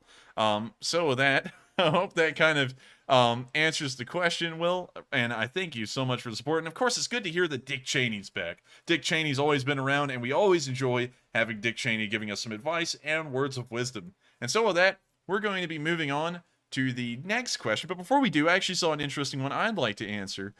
Chris Hoover says, do you know where the term working the graveyard shift derived from? Yes, I do. It actually derived from, as far as I can tell, Victorian era England, when people would rob graves for either the belongings that are on the body and sometimes for the body itself, because at that time cadavers were desperately needed in the medical field in Britain. That kind of medical field was starting to just evolve, and there's also some crazy stories of people killing folks in Britain for their bodies to then give over to colleges and universities and stuff. But that wait, hold on. Oh, I saw you deleted some. I thought that was the one I was trying to answer. But because of that, there was a need to make sure that the bodies would be protected, so that way when family members came around to put flowers on the grave, they wouldn't find an open hole with an opened casket and no body in it, which would freak them out. And also on top of that, the other thing is that at the time, burying people was a little bit of an uncertainty because it wasn't really known whether they were alive or dead when they were buried, and so there was a little bit of a fear, at least in the public, that they may be burying their living relatives that may wake up after they've been buried, and so they would tie a bell with a string to their foot, and the bell would be above ground, and if they woke up, they could just move their foot around, it would ring the bell, and then the person on the graveyard shift, which was always at night, would then alert whoever was around and could help to try and dig up that person and get them out of there. So it was kind of like a dual purpose reason why there was a graveyard shift, but the graveyard shift was always at night, and the whole purpose was to protect the bodies or to try and dig up the ones that weren't dead. So with that, I hope that does kind of answer that question. Hopefully I got that correct. Also, someone said Saved by the Bell. That's another one that comes from graveyards of the Victorian era. And so with that, we are going to move on to the next one, and I hope I got that correct. All right, and up next we have a live chat question from Misty Curtis, who says, have you heard anything about the soldiers that were in Chernobyl, and if they have any radiation symptoms? We heard a lot about them a while ago. We did hear that there was a lot of radiation sickness spreading around, and we also saw a lot of earthworks being made in the Pripyat, the Chernobyl exclusion zone. And so I'd have to assume that they're in very bad state, but we haven't gotten any official news about them beyond when they were there and when they were running into radiation sickness openly while they were occupying the area. So sadly, we haven't gotten any news recently on them, but based off of the news we were getting a while ago, I would assume that their condition is terrible, and most of them have most likely developed some kind of a leukemia, cancer, or something similar due to their high levels of exposure in the zone. And so with that, I hope that does answer the question, at least as far as we know. And with that, we are on to the next one. All right, and moving on to the next one, we have a question from Pakatang, who says, Enforcer, why did Canada give up the turbine? Who twisted their arm to ignore the sanctions? I don't know why they gave up the turbine. I didn't really look into that one too much. Like, just heard they were handing it back over, and I was like, whatever. And so, sadly, I didn't really look into it a lot, but I'm not really sure why they handed over the turbine. Most likely because I didn't read into it a lot. But I thank you very much for the question. I'm sorry I can't answer it due to ignorance on my end. But with that, we're going to move on to the next one. All right, and up next, we have a question from Pakatang once again, who says, Enforcer, does Ukraine need to recapture significant territory soon to convince allies to support pre-Crimean invasion borders, or will Ukraine have to concede significant captured territory? I think they can retake a decent amount of their lands. I'm a realist, though, and it's highly unlikely that they will retake Crimea, so I don't think they'll be able to do that, but I do think they'll be able to retake all of the land that the Russians have occupied since the start of the war, and maybe retake the Donetsk and Luhansk areas, the DPR and LPR. But Crimea, on the other hand, I just think that that's something that the Russians will literally fight till the end of time to hold. It's strategically important for the Black Sea Fleet, and if the Ukrainians were to get that back, the Black Sea Fleet would not have a port to be based out of, and that's something incredibly important to the Russians, and it's also the only warm water port that the Russians have, which is also another major concern. So I don't think they'll be giving that up. I literally think the Russians would fight for years, regardless of the casualties, to try and hold that port and also the Crimean Peninsula. And so I think they could get all of it back except for Crimea, and then they would have to probably make a peace agreement off of that. So of course that's kind of a letdown. Of course everyone always wants to say they can take it all back, but the truth is that the Russians, regardless of how bad it gets, would hold Crimea until the end of time. And so with that, I hope that does answer the question, at least in my opinion. And I could be wrong. You know, you could see Ukrainian forces all the way to Kerch by the end of the year or next year. I'm not entirely sure, but then again, that's just my opinion. And so with that, I hope that does answer the question, and we are on to the next one. And next up, we have a question from J.R.R. Tolkien, who says, if the Russians get the Iranian drones, would this be a game changer or equalizer in the war? I don't think it would really be a game changer or an equalizer, because we did look a lot into those drones on the stream a while back, and we found out that they're very similar to the Predator drones of the US, but at the same time, they also use inferior guided bombs that have a much shorter range. So in that regard, I would say most likely not, because just in my opinion, they don't seem to be that capable, and they can only carry one kind of guided bomb, which is an uranium bomb, which means that there would have to be a constant supply of those bombs. And the question is, can the Iranians even make enough of them, or can the Russians license build them enough? And I don't know if they can. So with that, I hope that does answer the question. And with that, we're on to the next one.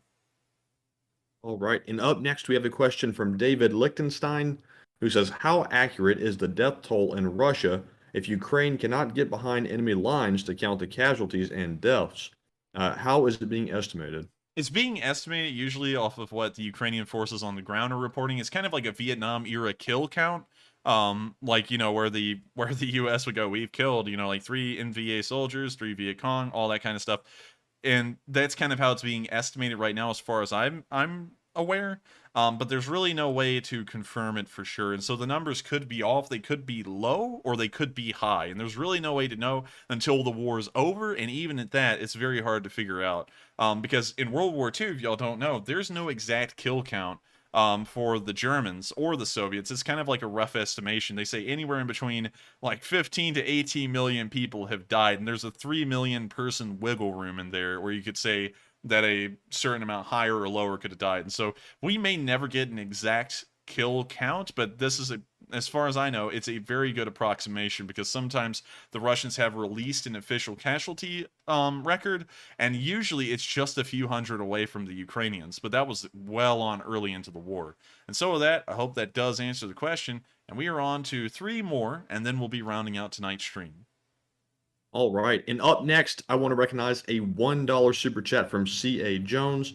Thank you very much for your support to the channel once again, and we appreciate you very much. And up next from the live chat, we have a question from Urban Ghost Hunters, who said, I heard today that Erdogan met with Vladimir Putin and the Ayatollah in Iran.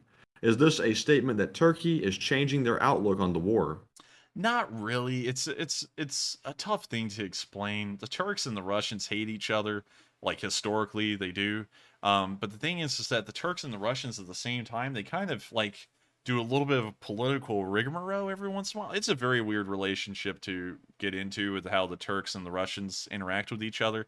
But Erdogan, I'm sorry, I'm butchering his name, but the president of Turkey is probably just doing that just to do it. I mean, like, the Turks are weird. There's really no way for me to explain what they do. Their motives. I don't even know how to explain their motives, because right now they're fighting in Syria as well, and they're also bombing Kurds in Iraq. So can I really explain what the Turks are doing? Not really, because they're really working against Western interests in Syria, but they're also working against Russian interests in Syria as well, and they're also working against American interests in Iraq. So I don't know what they're doing. Honestly, their foreign policy is just all over the place.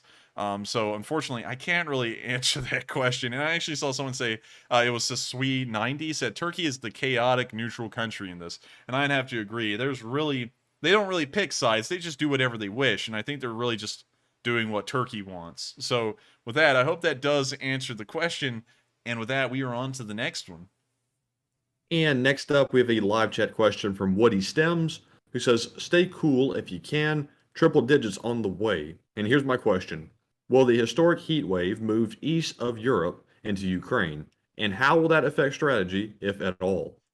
Heat has a major play on strategy. If y'all do not know, in the Revolutionary War is another example. I've brought this one up before. In the southern colonies during the Revolutionary War, the British wouldn't set up winter camps. They would set up summer camps. And because it was so hot, British forces couldn't really move or maneuver without suffering a large amount of heat stroke casualties. And so they would set up summer camps and they would hardly fight at all in the summer, and the fighting months would be more in the fall and the spring, and then they'd also set up winter camps on top of that. And so if this record heat wave that's occurring in Britain, France, and Germany, and at this point I think they're going to start looking into air conditioners in those countries, because the British only have like a handful of air conditioners in the whole country, and I think now that these heat waves are really starting to set in, we're about to see houses getting those window units like we have in America.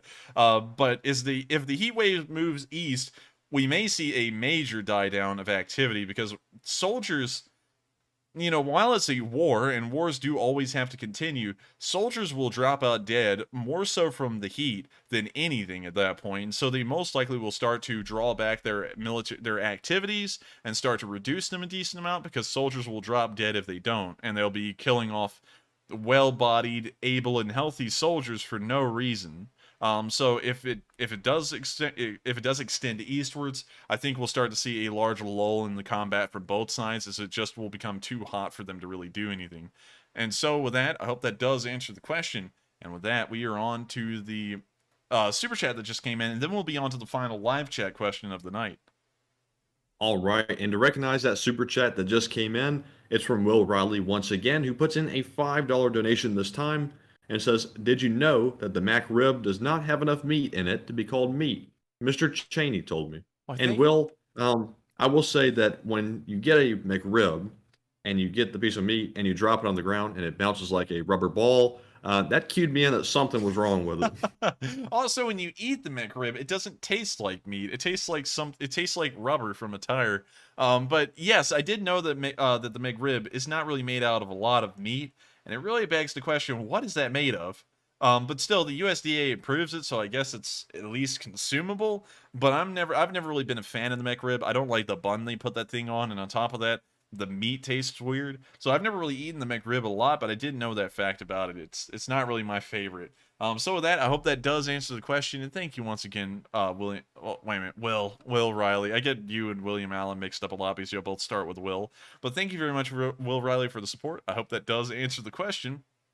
And with that, we are on to the final live chat question of the night. And so, who is the lucky last person who threw in the final question? And the lucky last viewer of the night is going to be Pakatang once again, who says, "Enforcer, even though Putler ordered the Black Sea to leave Sebastopol, should Ukraine use long-range HIMARS to destroy the naval base?" That is a great question, and I think that would really depend more on the international side of things. Does the United States consider that an attack into Russian territory? Because if they didn't, I think they should. But if the United States considers that an attack on Russian soil, or a direct provocation of the Russians with American weapons, I would not really back that up, because then that could, of course, start to have major implications. But if it didn't have any political implications to it, there would be no good reason to not attack the port of Sevastopol and destroy all of the naval infrastructure there, because the Ukrainians don't really have a navy. So it's not like they're going to be destroying potential infrastructure they could use, because they won't use it anyways. So I hope that answers the question, and my answer to that, Pakistan, would be, yeah, I would just destroy the port just to do it, because there's really no negative side effects to it, at least as far as the Ukrainians are concerned. And so with that, I hope that answers your question, and we have reached the end of tonight's stream. Of course, I thank you all so much for watching, and if all 3,900 of y'all have enjoyed the stream and you are new, please make sure to subscribe. We do run these streams every single night at 10 p.m. Eastern Time, except for Mondays, covering the previous 24 hours of the war. We also upload summary videos, and we are working on side videos that will be talking about things not necessarily attached to the war. It seemed like the government cheese one has been well received. We got a massive amount of likes to views as far as the ratio was concerned, but of course, for it to succeed, we have to get some 50,000 views in a week for me to consider it a successful video. Just to kind of explain to y'all why it's not like 80,000 or something like that would be considered a success. It's not a trending topic, which I understand. And also on top of that, according to the standard that YouTube lays out, 10% of your subscriber base watching your video as it uploads is considered successful. And so really, for it to be considered successful according to YouTube standards, only 8.7 thousand people would have to watch it, but still, I want to make sure it is a good video. So I just want to make sure that a large majority of the subscriber base eventually does watch it, or at least a new audience, so that way I know that they are enjoyed and the time being put into it is worth it. Then if it is, more videos will be coming out, and maybe on a regular schedule, like every week on Monday. We won't do a premiere again. I honestly didn't like that, and also I didn't like the countdown that they threw in, like the 2-minute one, because that was unpredictable. I didn't know that was going to happen. So we might just upload them in the middle of the day as regular videos and just let them run. But with that, I thank you all so much for watching once again, and I will see you all tomorrow at 10 p.m. Eastern Time on Wednesday to cover the next 24 hours of the war in Ukraine on day 147. Thank you all once again, and I'll see you tomorrow. Take care, and good night.